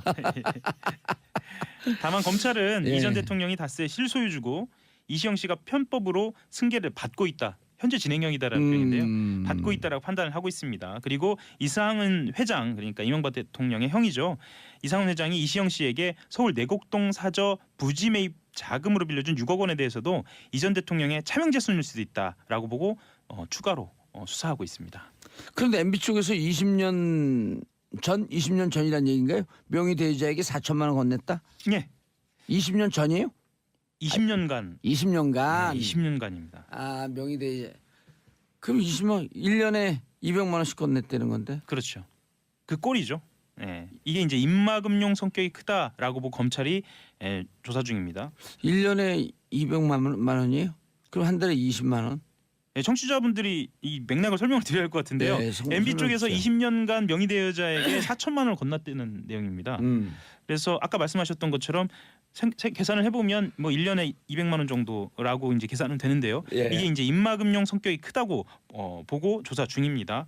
그 A 씨로 알려졌는데요. 이분은 1990년대 중반 이명박 대통령 전 재산관리인으로 알려져 있죠. 예. 김재정 씨, 이영백 씨 요청으로 인감을 빌려준 것으로 파악이 됐습니다. 알겠습니다. 이정현님 너무 감옥을 잘하시는 봉도사님 씁쓸하게 웃기시네요. 자, 하호영 기자 인사하시고요. 네, 감사합니다. 저는 2부 언니 뉴스로 돌아옵니다. 채널 고정하소서.